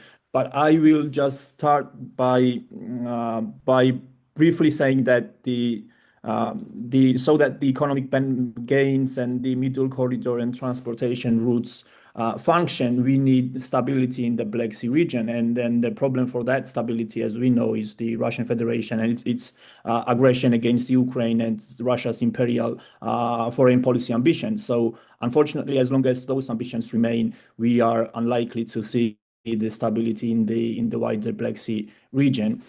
Second thing that we see is the European Union increasing its engagement with states in Central Asia and South Caucasus to advance the connectivity agenda, which was the result of Russia's war against Ukraine, and necessity of that came from that. So we do see the increasing engagement of the European Union, but what we see is, I would say, that comes at the expense of embracing autocracies around the world and at the expense of democracy promotion in the countries. So, but I think for some, this is the compromise that the states and actors have to take in today's increasingly geopolitical world. But we have to be careful of the implications of increasing dependencies on the authoritarian states.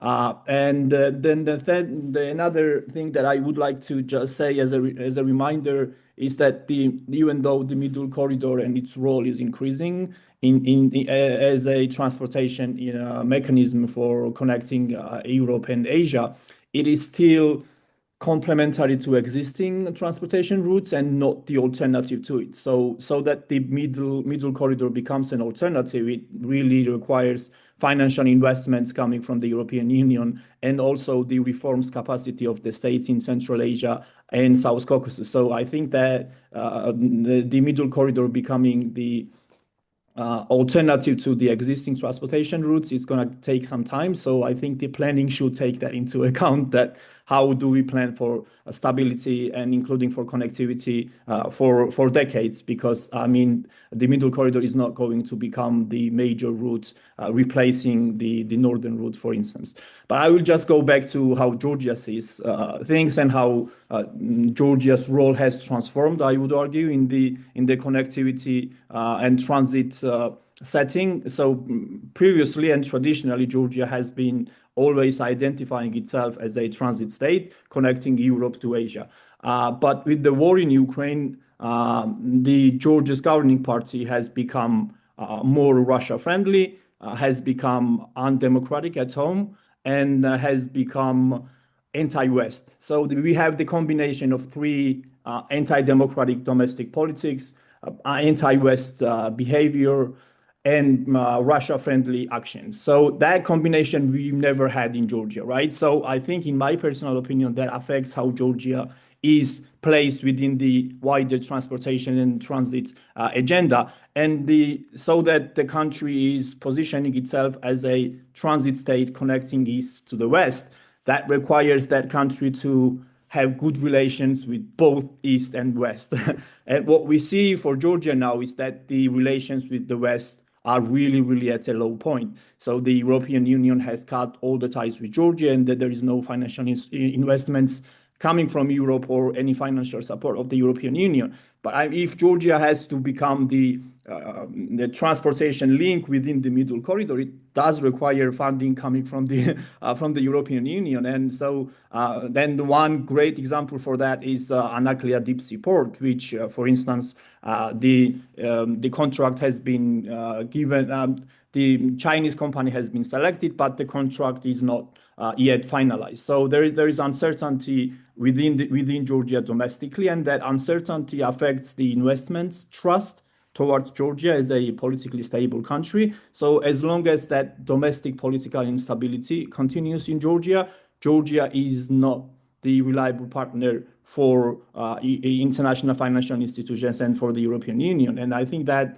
has to change. And problem also is that when you cut all the political ties with the Western countries, then you lose trust and you lose the identity of being a reliable partner for them. And Georgia is now not a reliable partner. Georgia's governing party is not a reliable partner for the European Union. So that affects Georgia's perception in the West. And so in that Georgia's identity as a transit state is suffering from that domestic political environment that we have in the country. So if we want to improve that, I think the European Union should engage more with the Georgian authorities so that the Georgia is back to its democracy track and also back to its EU accession track. If that does not happen, then we do not have the stability of the middle corridor in which Georgia is playing the important role. I will stop there and then we'll respond to your questions if you have any. Thank you so much for bringing up the local perspective. Now, as a moderator, I see that we have two comments in the chat room. One is being a specific one addressed to Mr. Petrosian concerning the TRIP initiative. Has it been discussed within the BSEC framework, or is this dialogue planned for a later stage? And then we have a general comment early in the beginning from Georgia, from Mr. Kaka Nadiradze, questioning about what are the key economic and social development priorities and cooperation platforms in the Black Sea region in relation to ecosystem management? In particular, how do we address the major challenges such as pollution, overfishing, coastal erosion in that area? So if we have, yes, Mr. Petrosian, you have the floor for this specific question on TRIP. Thank you very much. The thing is, the TRIP project is still a project in making. It's still being designed. So we are right now at a stage of discussing it primarily, first and foremost, with our American partners so for it. But we know that it is changing a lot in the region, and we are also having discussions with all our neighbors, including our neighbors with whom we had forever very good relations, be that Georgia at the north or Iran at the south. And we don't not only discuss this issue with our dear neighbors to the north in Georgia in a bilateral setting, but we also encourage our American partners to discuss it with our Georgian friends and neighbors. As there is nothing really tangible at this moment to bring the issue to the Black Sea economic cooperation, we haven't had a discussion on it yet. But I don't exclude it, and I find it possible that a discussion on it can take place also at the BSEC platform. In general, since we view this as a win-win project, as I said, we always work in transparency and openness with all interested parties. We have heard some concerns when it was just announced, and we wanted to alleviate those concerns with our neighbors. So that was mostly on the southern neighbor of our Iran. We have been talking to them very diligently to make sure that they don't see this as a threat to their national security. So we are open for any discussion. We do our best to be transparent for all parties on this. And if there would be any additional question, I would be very glad to respond. I thank you, moderator, for giving me this opportunity. Thank you so much.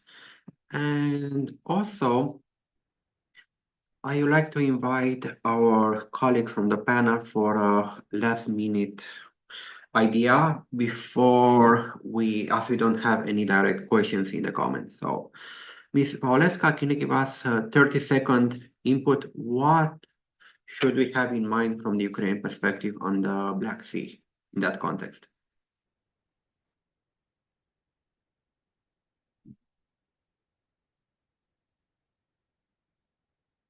Can you hear us? I don't think Ms. Paulewska can hear us. So until the technical problems, I would like to invite our Ambassador Xantopoulos if have any last minute remark at the end. We're approaching toward the end of the panel.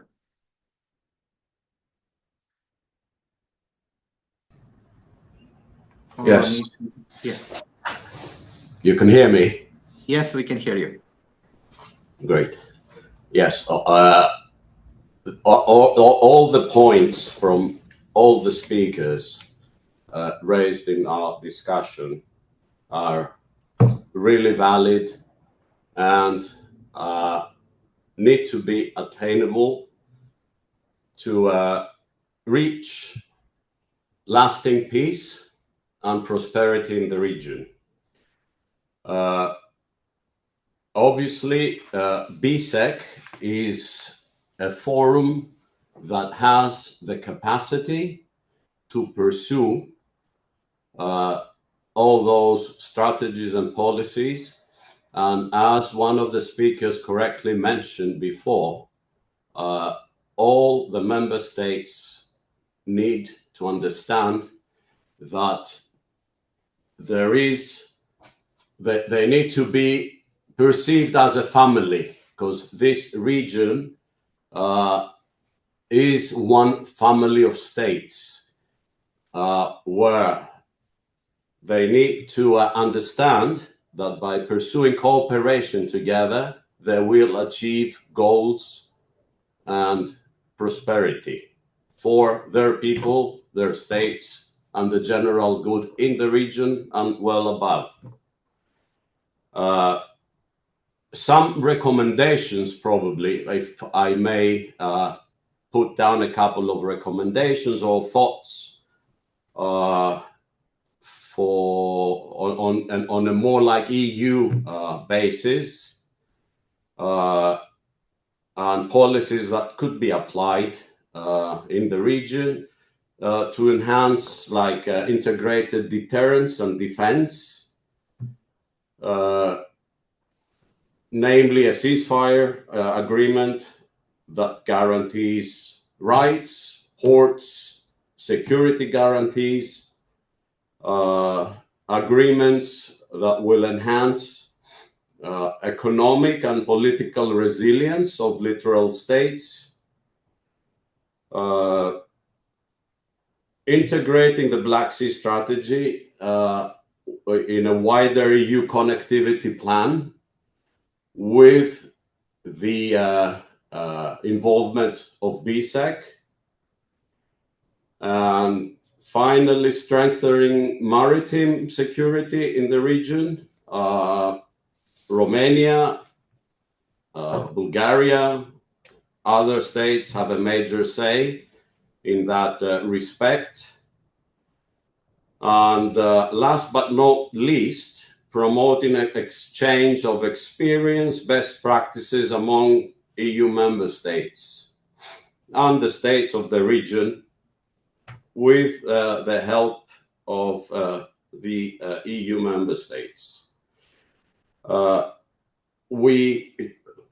of the speakers mentioned the importance of the Danube.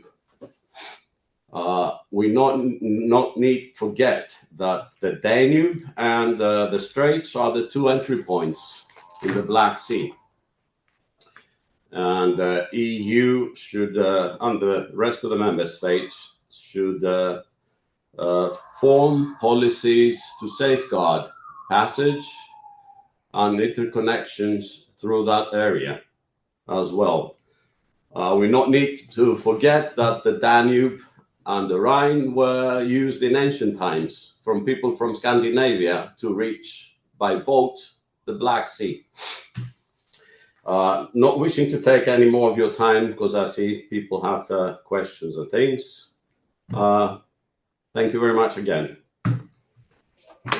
Thank you. And before giving the final word to our speakers, we have a comment from the online audience. From Ukraine, Mr. Broide, Zinoviv Broide. Can you hear us? He has raised his hand. Yes, thank you. Do you hear me? Yes, we can hear you. Can you present yourself? Thank you. I am I'm very sorry because I can episodically only participate. We have blackouts in Ukraine and therefore both from internet and sometimes without energy. I want to stress attention in the framework what you said, especially whereas you include Danube area into the Black Sea security and development issues. I want to underline that practically we have a even more important situation because Danube crossed the area between Adriatic and Black Sea. This area now became, I can see even in Treaty's initiative in comparison with the Baltic area, it's became even more important because this a lot of problems starting from military mobility on the eastern flank of European Union, especially of NATO, as well. This is the it's embraced the totally area problematic areas of enlargement, both of European Union and NATO, between Western Balkans and Black Sea countries. First of all, this is Ukraine and Moldova. For this issue, I want to underline that Danube Basin is not the mainstream of Danube, but its main tributaries, Tisa, Prut, Siret, and neighbor Dniester. For this case, Romania became the central crossroad for all these issues, starting from transport corridors, especially the new BBA 10T new, renewed, I can say, historic transport corridor, Baltic Sea, Black Sea, Aegean Sea. Therefore, looking on the history, for instance, of attempts many years ago of Black Sea, Euro region, and so on, we should be more consequent and more strong in formulating of the task, both of security and of development, sustainable development, spatial development in this area. I give in chat a link to the presentation made in Bucharest 1.5 years ago on the Ukrainian lessons of European security, which partly answers on these issues, but it's maybe more desire for the following discussions that we will have to stress more attention. I have no time. I don't want to overload your time, but I can say only that in nominated rivers, what I said, Tisa partly, Prut and Siret and Dnistru, they don't have plans of water management. This is the single basins in all Danube area.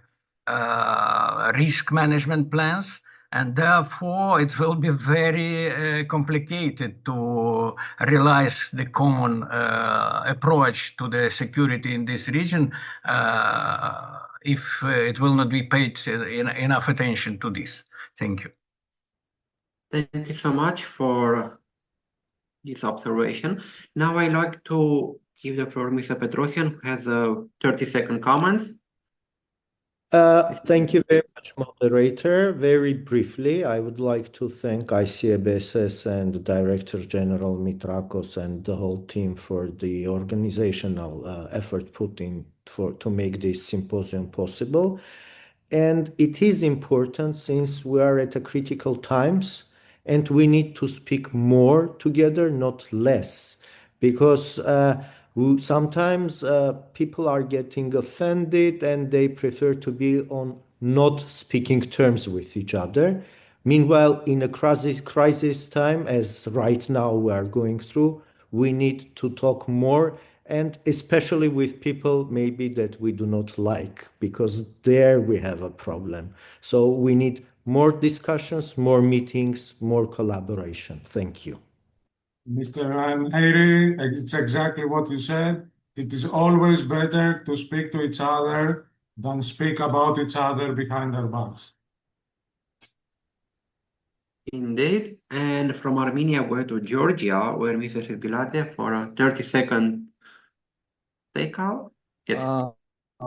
Thank you. Thank you very much. I would just reiterate the importance of the EU's increased engagement in the Black Sea region and the way the European Union really prioritizes the Black Sea region as of strategic importance. And I would just highlight the importance of, as we've been saying, that you have to talk to someone you disagree. So I encourage the European Union to engage more with the Georgian authorities and bring conditionality to them so that we bring them back to democracy and the EU accession. I think that's something that the EU should do so that Georgia is not lost as a transit country in the Black Sea region. Thank you. Thank you. And crossing the Black Sea, we go now to Sofia, to Ms. Tania Mikhailova for the final remarks. Ms. Mikhailova, I have the floor. Thank you very much. So it wouldn't be remarks. I would like to mention that I join the conclusions that have been made by other colleagues from the panel, and especially our colleague from Hellenic Republic, Spiridon, who really pointed out very, let's say, detailed what exactly happened after our speeches today. So different points of view, different perspectives. There is something which is united us. Of course, this is the idea of a prosperous region that we live in, and expecting European Union strategy on the Black Sea. I believe that soon, once the strategy is ready, there will be a huge discussion, maybe organized by the International Center again, by Mr. Mitrakos. I believe there will be such a discussions, and expecting this strategy, which will be combined with the any ideas regarding Danube River, Bulgaria being also a country that Danube is crossing. I mean, it's between us and Romania. It's really important road, and I mean, linked to both, again, to security, economy, and the Black Sea. And meanwhile, we shouldn't stop to equip new generation, as I going back to my message, with the proper skills and knowledge and the attitude, especially attitude to cooperate and not to confrontate.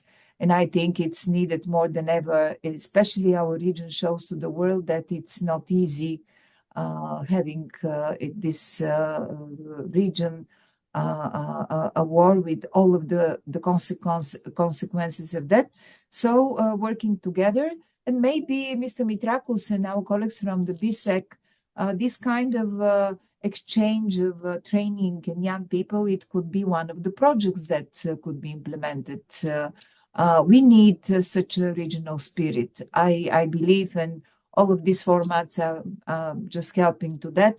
And this is, in a way, some positive effect on my behalf. We could manage with all of those things, and I believe that the future is brighter than the current situation at the moment. Thank you very much. Thank you so much for your words of optimism, and believe that if we build bridges and educate younger people, things are going to be better in the region. With that, on that positive note, I'd like to thank you all for your excellent intervention that brought us more knowledge about what's happening in the region that we all need so much. Thank you once more for your time and patience. Now I give the floor to Mr. Mitrakos. Okay, we're going to have a 5-minute comfort break, and we will continue with a very interesting panel, the third panel, from regions that are beyond the Black Sea, but are totally connected to the Black Sea, Central Eastern Europe, the Mediterranean, and the Middle East. Actually, it's the triangle of instability that the Black Sea region finds itself inside today. So 5 minutes comfort break, and then we continue with the last panel, which I'm sure it will be as interesting as the last one. And the last note, I totally agree with Mrs. Mikhailova that the youth will save the Black Sea. Thank you.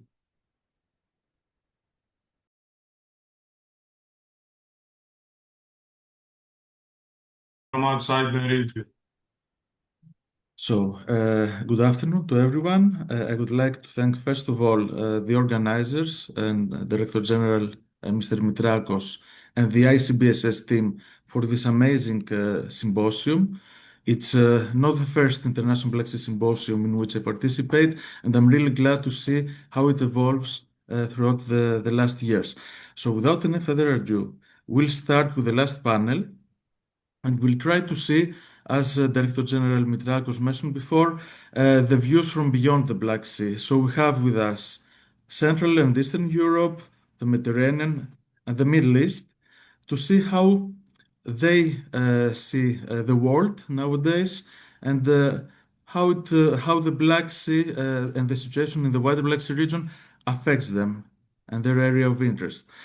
So I would like to start with the first round of questions to all speakers, and then we'll have a second round to specify on the different organizations represented. We have today with us Mr. Marco Ricceri, the Secretary General of Eurispes Institute in Italy, Mr. Roger Albiniana, Managing Director of the European Institute of the Mediterranean, EMED, in Spain, Mr. Abdelrahman Sultan, Jordanian Deputy Director of the Regional Program Director of EcoPeace Middle East, Professor Agnieszka Orzelska-Stonjek, from the Institute of Political Studies and the Polish Academy of Sciences, and Dr. Sandor Sheremet, Senior Research Fellow from the Hungarian Institute of International Affairs.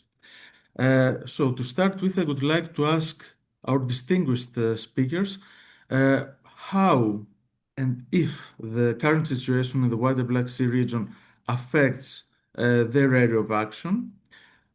What are the most challenging initiatives that they had to take in the past period and the difficulties they encountered? The main challenges that they all see on how could these be addressed as opportunities for the wider Black Sea region, and if they see any opportunities for cooperation with the other institutions represented in this symposium, so not only in this panel, but also in the previous ones. So I would like to start with the Secretary General of Eurispes, Mr. Ricceri. The floor is yours. Thank you very much for this opportunity. My best congratulations to Director General Mitrakos, ICBSS, and the PSEC community. My reflection were very stimulated even by some contribution in the previous panel, and we need. Let's start from this point. When Bulgaria and Romania became member of European Union, the European Parliament written a resolution in which it was written that the Black Sea is became an European sea. So there is a deeply interconnection between both seas.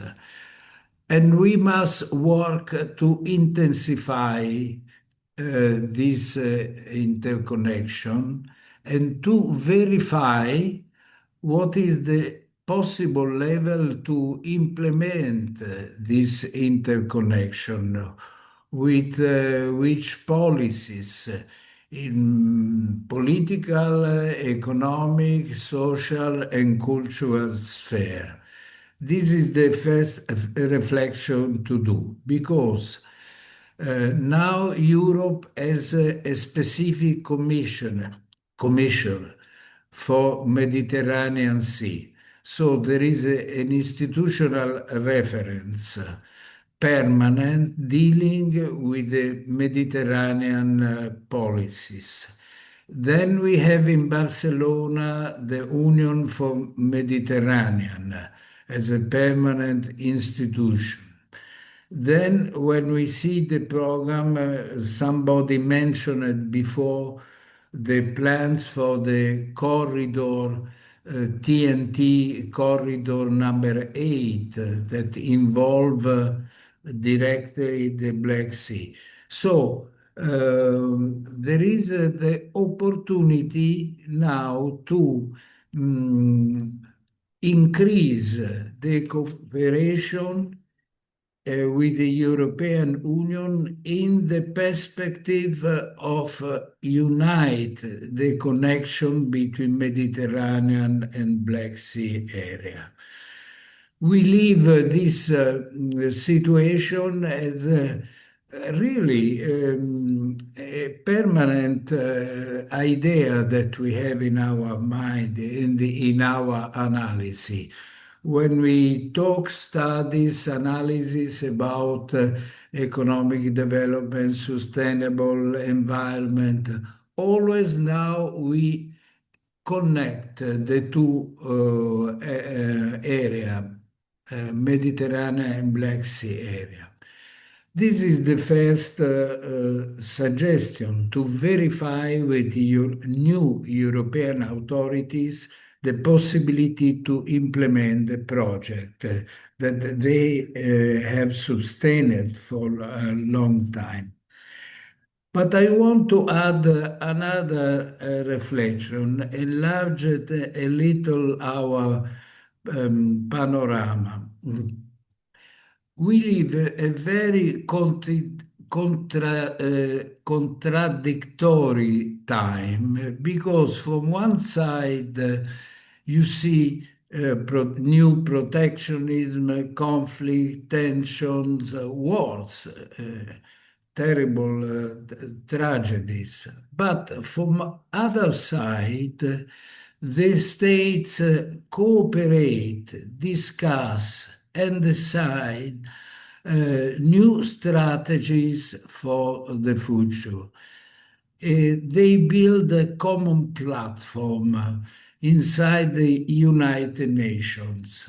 So if we want to be constructive and give elements to enhance even the institutional, cultural, and political Black Sea reality, we have to work together on these common platforms. When I talk about common platforms, I have in mind of course, the Agenda 2030 for Sustainable Development.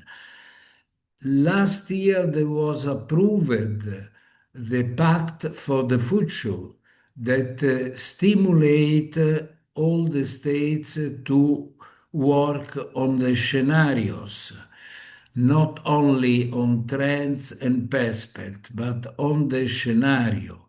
And few days ago in Qatar, in Doha, we had the World Social Summit that approved very, very important document on about social development, labor policies, how to manage artificial intelligence to implement the quality of life of the people. So we have three platforms that were discussed, elaborated, approved by all the states, all the community of the states. I think that the Black Sea Organization can start to do an exercise how the Black Sea SEC members implement and face these new commitments, how they work on these platforms. It is not rhetoric. We had the possibility to participate to the last social summit, and we received a very important contribution from our colleague from Academy of Science or National Academy of Science of Ukraine, and where they designed the reconstruction project as an humanistic project dedicated to a balance between the quality of services, the quantity and quality aspects of social policies. So there is the possibility to present something very original and new from the Black Sea Organization. This is my basic message, and to demonstrate that this reality, the Black Sea Organization, has the capability, the will, the trends to work on the common platforms. Because I think if we go in this direction, we demonstrate that we really want to create peace, want to give a contribution, want to implement dialogue, and so on. So let's start to reflect on the possibility of this working on common platforms. Thank you very much. Second, Yes. Please. If you can speed up a bit, because we'll have also the second round of questions. Okay. No, allora, very shortly, in our experience, when we look about economic development, finance, investments, and so on, what emerge very important in our analysis is the so-called institutional economy. So the regulation, the type of regulation of the investments. This is very important. Last but not least, I'm flash. When you talk about the corridors in the Black Sea between Europe and in cooperation with the COI, it is the most prestigious diplomatic academy we have in Rome, we start to connect the reflection about the corridors in the Black Sea and Mediterranean with the evolving situation in the Arctic region. Because what happens in the Arctic will have a lot of effects in Med area.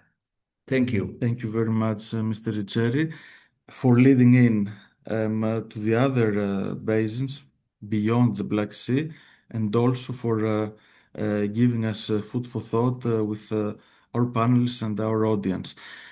So, from Italy, that is looking both at the wider Black Sea region and at the Western Mediterranean, we can move to Barcelona and see the Western Mediterranean perspective and how they see our reality from the Western Med. Well, thank you very much, Mr. Kalognomos, if I pronounce it correctly, given that you made an effort to pronounce our family names correctly. It is a pleasure to join this discussion, and I warmly thank the International Center for Black Sea Studies and its Director General Mitrakos for this very kind invitation. It is an honor for the European Institute of the Mediterranean, for IMET, to take part in this conversation. on the Black Sea, especially at a time when both regions, the Black Sea region and the Mediterranean or the Euro-Mediterranean region, face profound uncertainty and interdependence. And to do it only 3 days after the 10th Regional Forum of the Union for the Mediterranean took place here in Barcelona, which brought together many ministers of foreign affairs from the EU side and from the southern and eastern Mediterranean side to endorse the new pact for the Mediterranean that the EU institutions had adopted only 1 week before, while commemorating 30 years of the Barcelona process. I will try, as we're going to have a second round, I will try to be very concise, and I will try to give you a direct, straight answer to your question. Yes, I think that there is already ongoing a lot of interdependence between the two regions, the Black Sea and the Mediterranean and Euro-Mediterranean region at large. But I think that there is also room, as Marco Riccieri already outlined, there is room to improve and room to cooperate even further. To start with, I would say that we have seen over the past years an increasing interdependence between the two regions as a result of the imperialist reaction or aggression of Russia into Ukraine. We have seen lots of spillovers into the Mediterranean region as a result of this aggression, non-justified aggression. And these spillovers have concentrated mainly in the southern and eastern Mediterranean countries. We saw it in areas such as food security, in areas like the pollution of the sea. So you see, things are moving on, and even though, of course, the situation has now improved, we have really tested how important it is to be properly connected with the Black Sea region, because whenever things happen there, they have indeed an effect into the Mediterranean region. And then a second area, perhaps more institutionally, in which we have seen this interconnection, is the fact that our regional systems, institutional systems, have an overlapping membership. I mean, there are, as you know, there are countries like Greece or Turkey or Bulgaria and Romania that have an active role in the Euro-Mediterranean system, especially Greece and Turkey, and which do have a very active role in the Black Sea institutional system. So in my view, these countries, as they are in both systems, well, they have an additional responsibility to try and better connect both regions. And that's why I welcome very much initiatives like the one promoted by the ICBSS, like the one that we are facing today, to try to establish a sort of roadmap that allows us to bring closer the work that we do in both regions. Now, for instance, we have instruments that have been adopted by the EU, like the One Ocean Pact, that have, of course, an impact, or that will have an impact in both the Mediterranean Sea and the Black Sea, and therefore where we can find ways to operationalize this collaboration. I think that to conclude in this first round, that one of the areas in which further cooperation could be sought is the area of youth. And I reckon what was said in the previous panel, at the very end of the previous panel, with the representative from Bulgaria, that was placing youth, and that was endorsed by Director General Mitrakos, that were placing youth at the heart of the cooperation in the Black Sea. Hopefully in the second round, I can explain you further how we are moving forward in the field of youth, because even if characteristics are different, I mean, we should not forget that in the Arab Mediterranean countries, youth make up approximately 40% of the population. That's more than double of what makes youth at the EU level. But still, youth is the future, and I think that it's an area where both regions can get closer by cooperating even further. Thank you. Thank you very much for your input, and also for spoiling the next round for mentioning youth.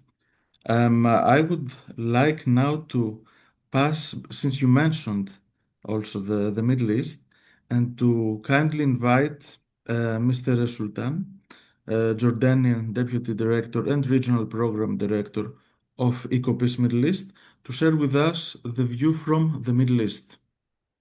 Thank you very much for this invitation. Thanks to the ICBSS for their this initiative.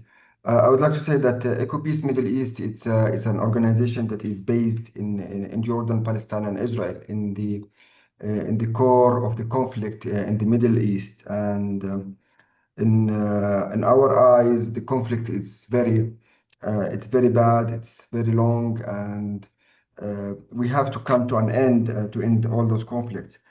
Seeing in the last few years, again, another conflict nearby us, again, it wasn't a positive atmosphere at all, especially that we are in the Middle East.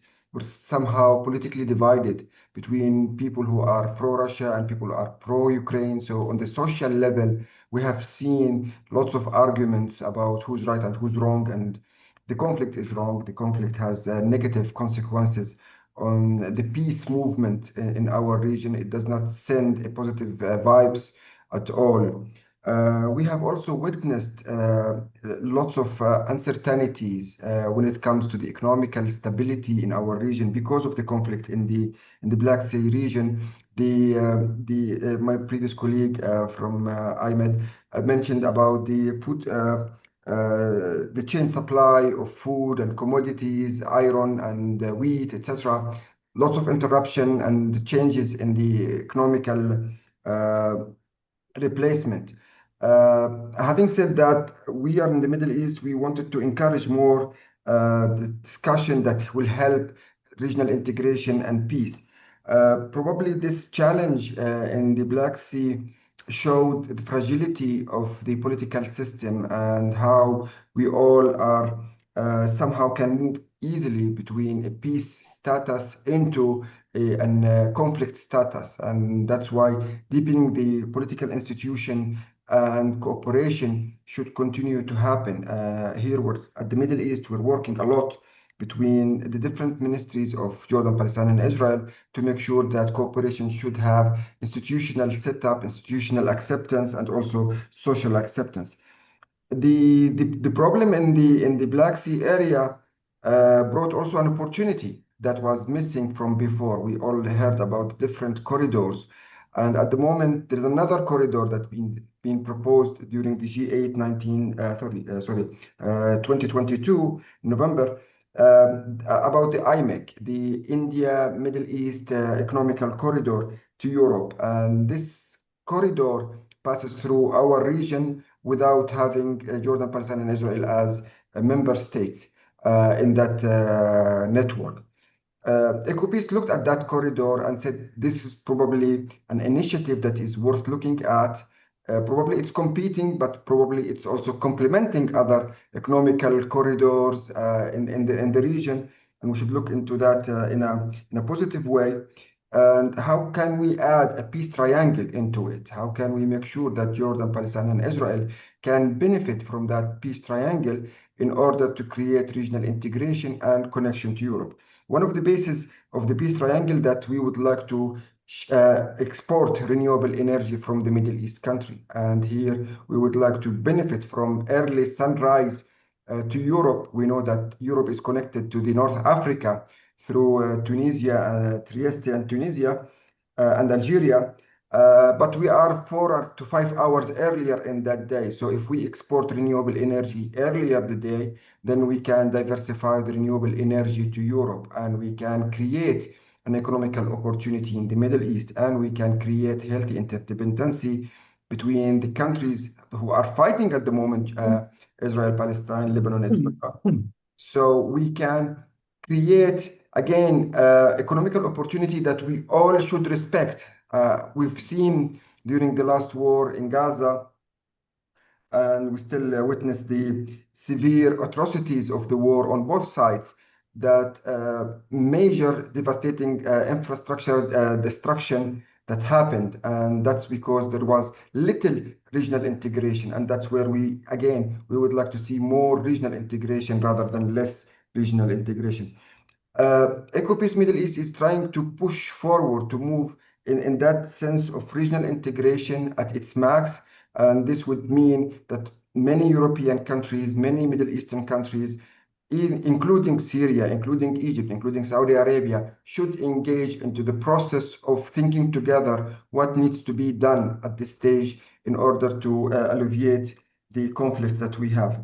We hope that the message of hope that the conflict in the Black Sea area will end soon. I understand at the beginning of Mrs. Mitrikos that yes, we don't have a clear vision on what are the terms of the peace treaty, hopefully coming soon in the coming weeks between Russia and Ukraine would look like. But any ceasefire is important. We've seen that here in the Middle East. We need to stop the firing and resume discussions and resume talks. And it is difficult. It is we've condemned in our region ourselves that we are normalizers and we are betrayers of our national countries because we speak to the others, the enemies between brackets. And this is difficult, but this is a necessity that we need to move in that direction. Probably I should pause here and yeah. Thank you very much, Mr. Sultan. We've taken note about the need for more regional integration, also the need for a ceasefire, and we really admire the work you're doing with youth in your region because you pave the way for peace in the future and the better cooperation and understanding among the different parts of the crisis.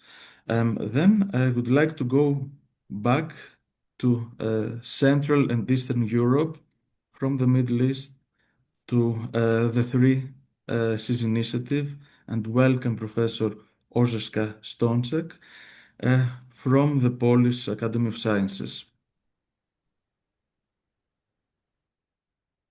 Thank you very much, dear Secretary General, dear Excellencies, dear panelists and all participants. Thank you for your invitation and for it's my honor to be here and share my insights with you. The main question was whether the current situation in the Black Sea region affects the area, your area of action, and yes, how does it affect? I would like to start with this question and move forward. Yes, I'm in Poland now, and although it seems that I'm quite far away from the Baltic Sea, from the Baltic Sea region, in fact, the war, the ongoing aggressive war of Russia against Ukraine affects the security of not only of the Baltic Sea region, but of the whole region and also the Black Sea region and of the Baltic Sea region. So it has a very negative effect for for Central Europe, for Northern Europe as well, not only for the Black Sea region. And what is most challenging and what are the difficulties and opportunities? The most challenging is the fact that the conflict and the war is going too long. Yes, it's taking too much time, and and we are waiting for some scenario to make this aggression to end this aggression. I hope that soon. And what may be done, what are the actions that may be taken, and what actions have been taken in Central Europe to make this region, Central Europe, but also Black Sea region, more resilient. One initiative that I would like to focus on and to present you more in detail is the 3 Seas initiative. That is a cooperation project which goes from the Baltic Sea to the Black Sea, but also to the Mediterranean Sea, in particular to the Adriatic, but we have also Greece. So it is the initiative that links, that the aim of this initiative is to strengthen connectivity from the north to the south. And the priority is to strengthen the resilience of Europe, of the eastern part of European Union, and also the eastern flank of NATO, to strengthen the cohesion of the European Union, but by building infrastructure interconnection, and also to strengthen transatlantic links, because the United States of America are an important actor to solve the problems that affect Europe and this part of world. So one of the priority of the 3 Seas initiative is also to strengthen transatlantic links. How? There are 3 pillars to develop transport connectivity, and the flagship project is Via Carpathia route. That is a route from Lithuania to Saloniki in Greece, with links to other countries. Another pillar is to strengthen energy connections and digital infrastructures. Let me mention that at the moment there are 13 participating states. Only European Union members can hold the status of participating states of the 3 Seas initiative, including from the Baltic Sea region, Bulgaria, Greece, Romania, of course. There are also 6 strategic partners of the 3 Seas initiative: United States, Germany, European Commission, Japan, Turkey, and Spain. And for associated participating states, Ukraine and Moldova, this is that I would like to emphasize. Also Albania and Montenegro.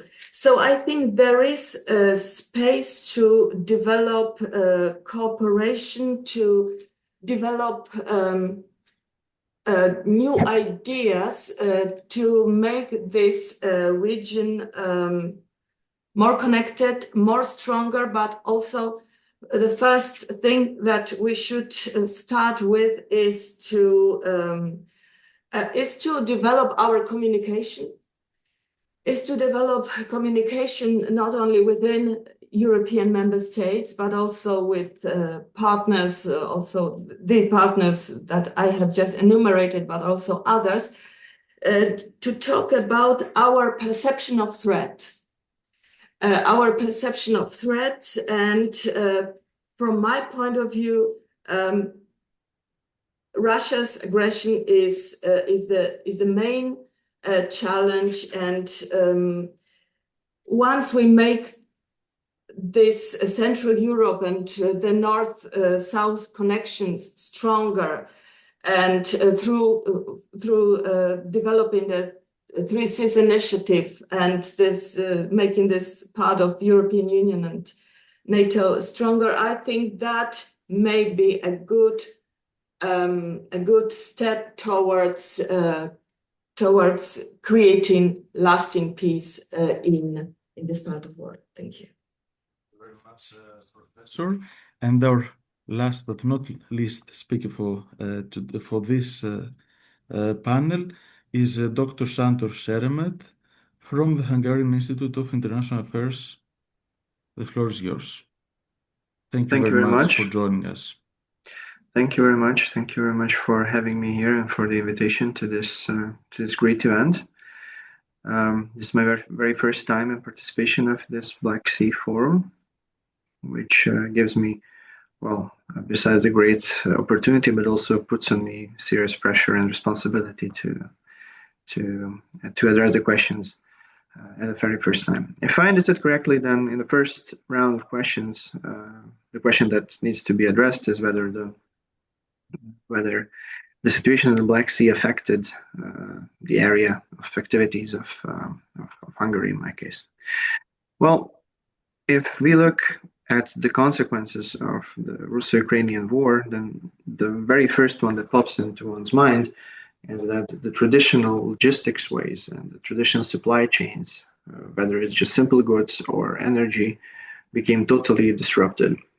And this basically rung the bell among the Central European countries, those who have shores on the Black Sea or those who do not. Hungary is connected to Black Sea via its two largest neighbors, Ukraine and Romania, that without this very region, there is no sustainable and no feasible way to keep the energy supply and the goods supply in the broader Central European region. Well, since Hungary maintains quite tight relations and connections with the countries of the South Caucasus and Central Asia, it's clear to us that there is no way of getting to these regions without a proper security architecture in the Black Sea, especially at the fact projects such as the Middle Corridor that basically runs into the Black Sea, and from that it spreads to Europe, and particularly for Hungary, which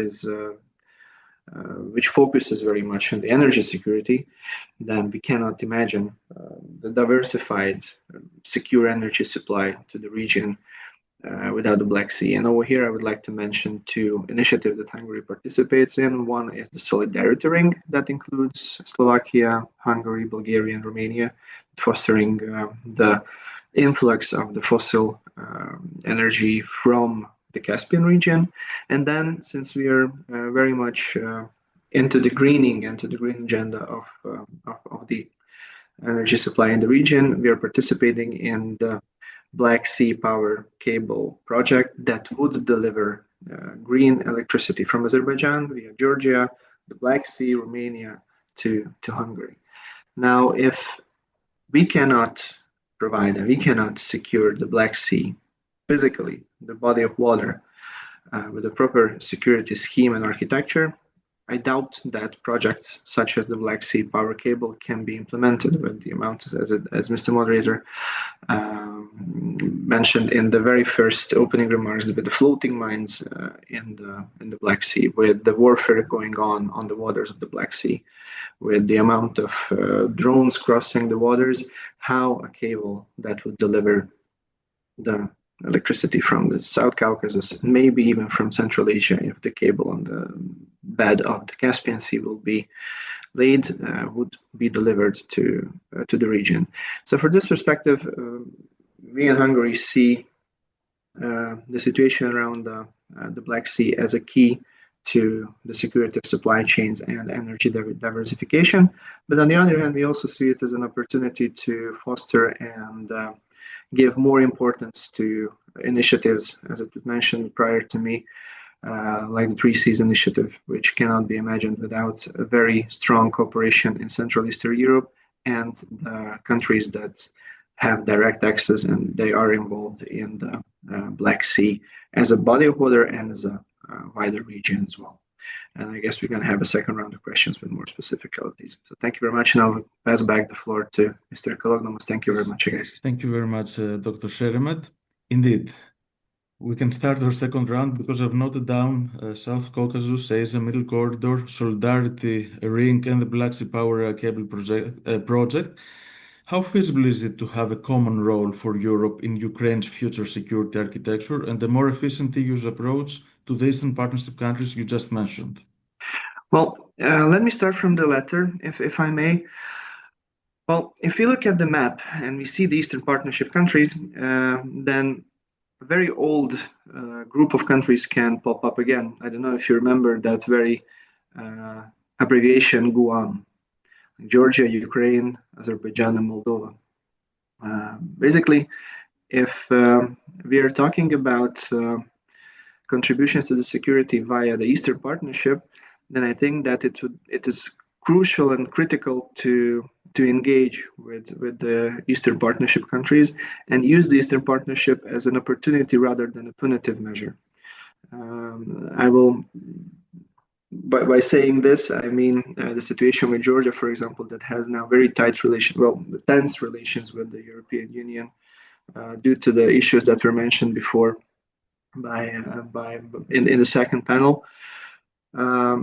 What I fear here is that if the European Union will not be able to maintain, some sort of a reasonable modus operandi with countries like Georgia is, for example, then the void that the European Union will leave, for example, lack of investments in infrastructure for the very same projects that we've been talking about, then other regional actors can fill this void, such as Russia or China, for example, that from many perspectives is considered to be a risk from other regional countries involved in that particular region.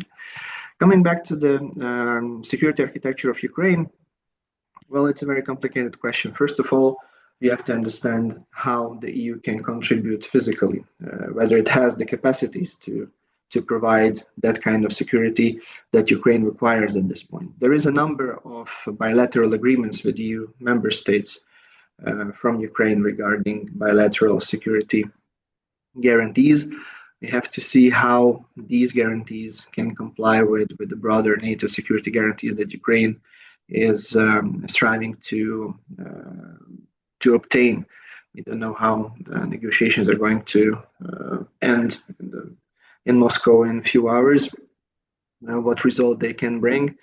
But I am quite certain that the question of the security guarantees will remain pivotal. And at this point, we don't see any clear mechanisms how can this be implemented. But again, to get to this point, the first and foremost condition is to end the war, meaning that the killing must be stopped, and then we can build and work on how we can create the required circumstances and conditions for that. For now, it seems that we are trying to put on the shoes while having no pants on. But what can be very important, or what is very important from the point of European Union towards Ukraine, is to help to sustain and maintain economic and social stability in the country. Because besides of the external threats, which are critical in Ukraine, in my opinion, there are serious problems within Ukraine coming from the uncertainties of the demobilization of the armed forces, uncertainties of various social tensions that are present in the Ukrainian society. And without addressing these issues and without providing good conditions for the reconstruction and for the economy of the post-war Ukraine, we cannot talk about really secure Ukraine. So we have to make sure that the Ukrainians, after the war will end, will have the proper conditions to reconstruct, rebuild their country, and the veterans ending the war will have a place to come back, and they will be integrated properly, so that the possible tensions, possible problems within the Ukrainian society can be tackled and addressed before they appear. And I'm going to end here. Thank you very much. For sharing your inspirational viewpoint. Back to Professor Orzelska-Stonczek. And I've noted down two words: strength and connectivity. So if we are more connected, we are stronger, and vice versa. The Three Seas Initiative has been there for 10 years now. How much has it evolved from its initial conception, and what are the steps to come to unleash this region's untapped potential? Very much. Yes, in a way, these two words, strength and connectivity, are crucial to understand the idea of the Three Seas Initiative. But let me mention one more important point is concerning the origins of this cooperation, and that is the level of economic development. That is the level of economic development in the eastern part of the European Union and in the western part of the European Union.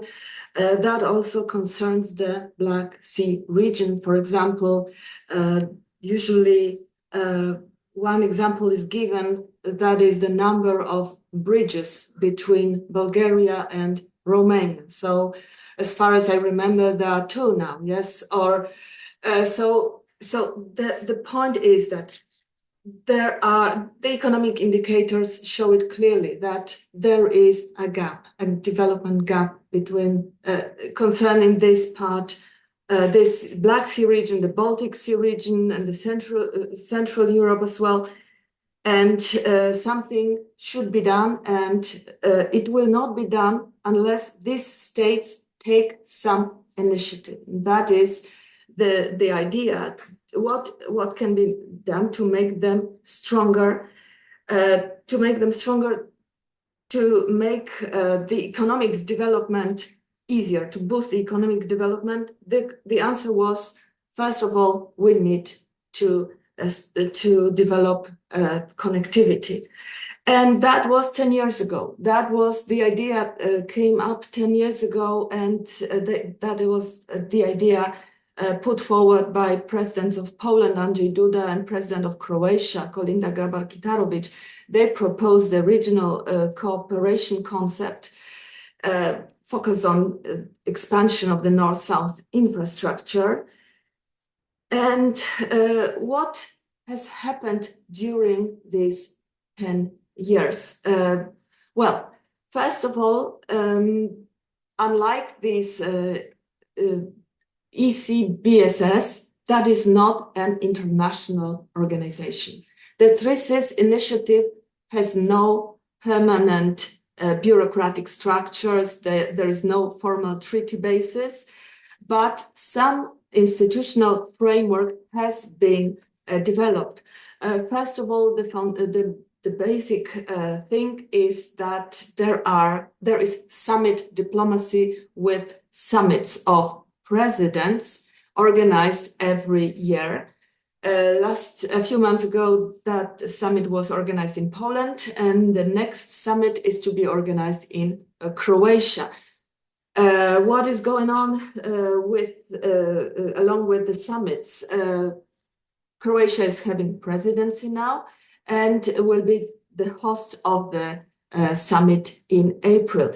But there is some kind of a family. Well, as far as I remember, nobody has called it family. In the context of the Three Seas Initiative, we usually use the term ecosystem. Ecosystem, Three Seas ecosystem. I mean a whole network of institutions, of initiatives which use the brand Three Seas. I would like to give you two examples that may be of your interest. The Three Seas Initiative Fund, the so-called first Three Seas Initiative Fund, which implemented 5 investments. One of them was the port in Burgas. And now, recently, we learned that the Three Seas Initiative Innovation Fund, led by the European Investment Fund, is also developing, and Romanian Investment and Development Fund committed 20 million to this initiative, Three Seas Initiative Innovation Fund. To sum it up, I could give you more example, maybe one more, which is also an invitation. We can also share it through the chat so that all participants may see it. If I manage, yes. Sometimes I have some difficulties with chats and with some things. But on the level of the local cooperation, and there are events called 3CIS Initiative Local Congress, which are connected with regional economic forums. And in May, such an event, two-day event, will take place in Lublin, 200 kilometers from Warsaw. So there are many such initiatives, and the last remark, I think that a success for the region, the biggest, but maybe not well promoted, was the establishment of the Baltic Black Aegean Sea, so-called BBA, European Transport Corridor, within the revised HENT network. So I think there are some successes, but as I look at the structure and the way of functioning of the ICBSS, I think that some lessons may be learned from your experience as regards the development of regional cooperation and its mechanisms. Thank you. Thank you very much, Professor, and we'll follow up on the different initiatives and cooperation opportunities you mentioned. Back to the Middle East and Mr. Sultan. Having heard the other panelists and given your experience, how do you implement your work effectively in an extremely polarized environment? And what would be your three top takeaways from your experience to share with your Black Sea peers? Yeah, thank you. This is a 3 hours probably discussion and presentation. Let's keep it as concise as possible. Yeah, the work that EcoPeace is doing is very important because we believe that we try to, throughout the years, throughout 31 years of work on the ground, to expand the vision of EcoPeace to a much larger level. So we try to move into regional and supra-regional integration, but again, working on the local level. So the knowledge shared and the knowledge that we have at the moment from looking at the Mediterranean at large and the European Middle Eastern context, we try to implement it on the national level, and that helps us a lot because all the steps are calculated in a way that can feed into a larger vision. So in order to do that, we have divided our work into three main categories or four main categories. One is advocacy. We need to make sure that we continue to speak up and make sure that we target the international levels, regional level and national level at the highest level to make sure that we share our vision with everyone and gets the buy-in, the vision to more integration. The second level is education. We wanted to make sure that we also couple the top-down, the advocacy for regional integration with a bottom-up, what we call more social engagement and work with youth, work with women and institutions, stakeholders, make sure that it's a democratic process for democratic engagement and it's a societal demand to move towards peace. So it needs lots of education about what's in it for me as a Jordanian, Palestinian, or Israeli to work towards peace, towards regional integration in the Middle East. So the youth engagement is something that is very important. We have lots of mechanisms, lots of programs that can deal with that, including climate diplomacy education, that were negotiation education, and many other skills are needed to share the water reality, the climate reality in a way that combines it all together. The third component that we do, which is related to the private sector, we understand the role of the private sector in changing the geopolitics in our region. Therefore, we propose a number of projects that can be led by private sector, could be national, regional, or super-regional private sector. The last successful, hopefully still ongoing, which is the Green Blue Prosperity Deal that speaks about swapping water, desalinated water from the Mediterranean shore and renewable energy from the Jordanian desert, where Jordan will export lots of renewable energy to Israel and Palestine and receive instead desalinated water. That should be led by private sector. Masdar, the Emirati company, was interested, and only thing that paused continuation was the war in Gaza in the last 2 years. So, but the private sector we see not only in Jordan, Palestine, and Israel, but it's all across the Mediterranean, where we see that the European Union also has a major interest in funding some connection in Gaza, some connection in Jordan, to make sure that the connectivity between Middle East and Europe is possible, and that is in the best interest of Europe, and that can be done through the private sector.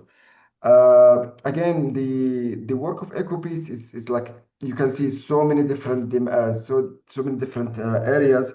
It could look as it's spread out thin, but it is actually working side and side to make sure that the puzzle is very well connected.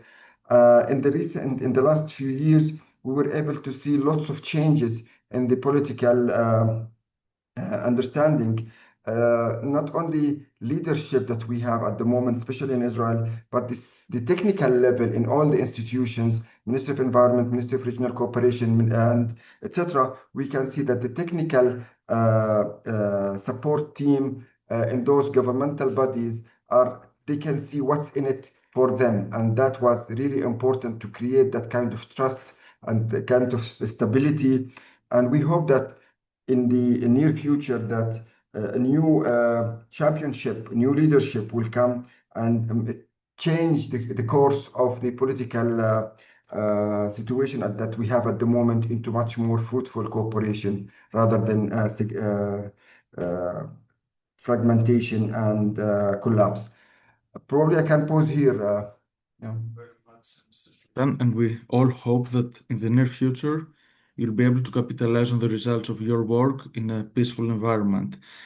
Back to Barcelona, because you mentioned Mr. Sultan youth as well, I would like to ask Mr. Albiñana, how does CMET empower youth and promote alternative narratives for dialogue and peace building in a context where regions like the Mediterranean and the Black Sea face growing polarization and geopolitical pressure?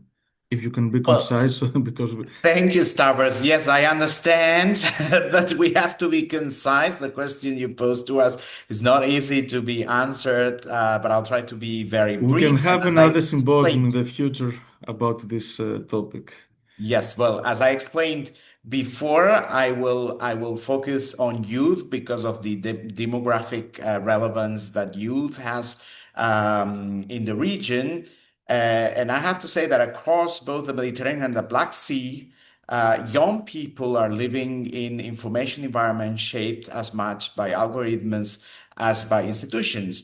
They are the most connected generation, we have to admit that, but also the most exposed to manipulation and oversimplified narratives that reduce complexity into the us versus them. And this actually creates two major risks that we are already witnessing. The first one is a vacuum of credible narratives that disinformation quickly fills. And the second one is the loss of an enormous opportunity, because young people are often the most innovative bridge builders in society.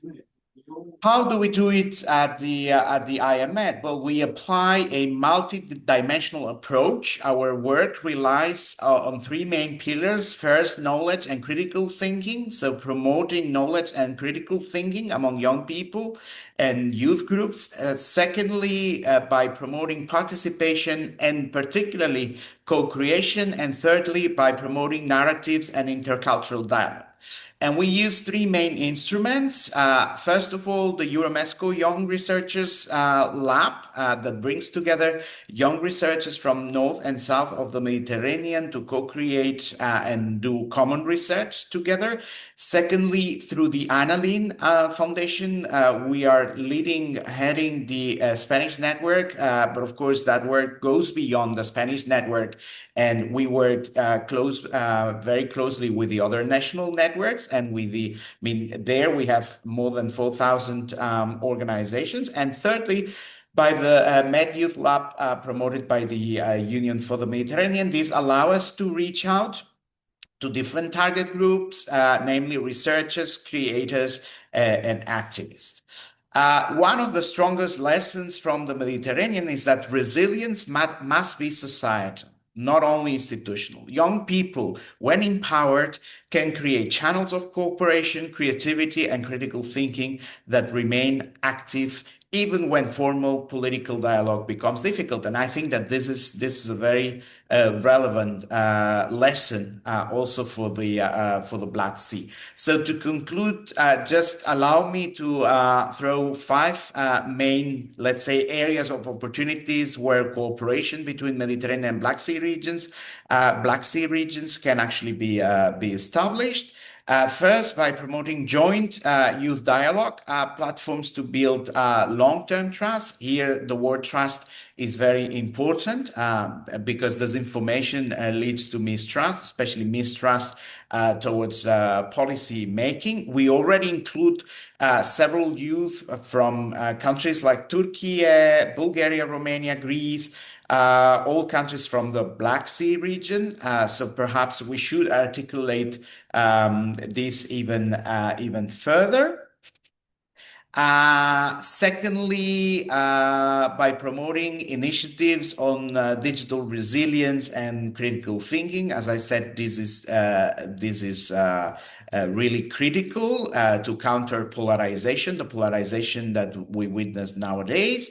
Thirdly, by promoting shared climate narratives and youth climate diplomacy. Of course, the struggle against climate emergency is an issue that affects likewise young people from the Mediterranean and young people from the Black Sea region. So here we have several initiatives popped up that I think that can be synchronized, can be plugged together.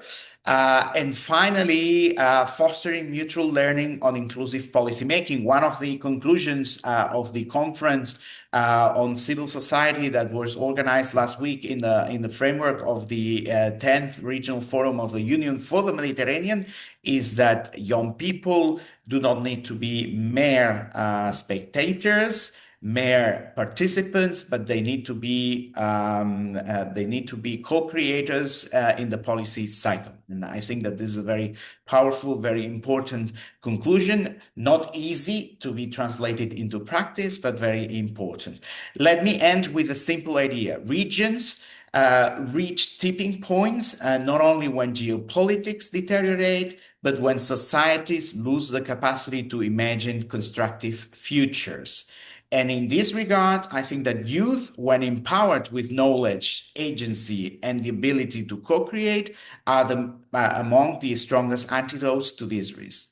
So thank you very much. Thank you very much. And we've noted down what you said about resilience, that it is an inclusive exercise. It requires all stakeholders and actors to be involved. So for future actions. And I'd like to get back to Mr. Riccieri, and I have a question from the audience, and it is from Mr. Gvilava from Georgia. So, building on the point raised by Mr. Sirbiladze regarding the current political environment in Georgia and its implications for attracting Western investment, he would like to ask you for a perspective on a specific case, the planned Black Sea submarine cable project that was also mentioned by Mr. Shermet, supported through a major World Bank loan to Georgia. Do you see the existing political environment as potentially affecting the feasibility of long-term stability of this project?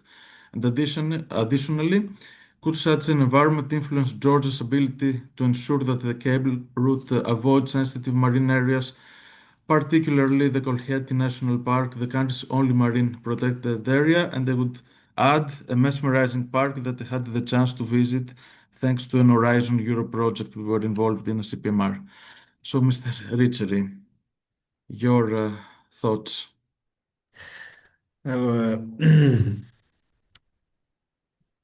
Georgia is part of an area in which you have an increasing conscience to be protagonist of new development strategy. Georgia was approving the documents I quoted from the United Nations. And if they work in cooperation with the states of the area, even the specific project that are affecting Georgia will be implemented. My idea is, sorry if I enlarge the spectrum, because what we see in our analysis is that in this period you have a multicentric system. Multilateralism is becoming more multicentric. So regional states, continental area are organized in multi-center. And the push to this new type of organization is not only economic interest, it's also political in larger term. We see a sort of identity coming out in Central Asia, Southeast Asia, in Africa. We are in a stage in which the economic paradigm is no more sufficient. This is the fact. We must work with other paradigm. And in doing this, I think that first, what the previous speaker said, Roger, we must apply the governance system. Governance system is completely different concept that government system. Government are the laws of the parliament, of the government. Let's avoid confusion. Governance is a public-private partnership. The laws, the rules, the plan are decided in common by all the stakeholders. Ecco, this is a method. The goal is to work also on cultural element, even spiritual element. The last document about from the United Nations talk about spiritual social community. That's important. And I think the Black Sea area, including Georgia, the specific project of Georgia, have the possibility, the opportunity to work in two directions. First, to make an exercise about the common platforms that all the states, Turkey, as a Greece, had approved inside the United Nations documents. Let's make this exercise to avoid, as the Petrosian, the permanent minister, said, to avoid fragmentation. But let's work on this. Second, let's take opportunity of the new situation created inside the European Union. European Union was criticized in the last years because you are missing Mediterranean. You are looking too much in the north because the war of Ukraine, and you miss the Mediterranean. Now they are changing orientation. Last but not least, I was signed by the Tanya Mikhailova, Director of Diplomatic Institute. So it's true. Allora, the diplomats has to work on the terms of security. But all the institute, we have to make efforts to work on scenario. What future we want to build. So this is very important because it's an interdisciplinary exercise and give you the dignity of a new political institutional subject. If we work inside this framework, the specific project involving different countries are becoming find a reason, ecco, to be attacked. And to add to what you said about the role of multi-level governance, I would like to stress also the role of local and regional authorities in multi-level governance. Having said that, and before giving the floor back to Director General Mitrakos for the wrap-up, I would like to invite all participants. First of all, I would like to thank all panelists for their very useful and really impressive feedback and input. And I would like to invite all participants to turn on their cameras for a family photo and ask the ICBSS team to tell us when we are ready.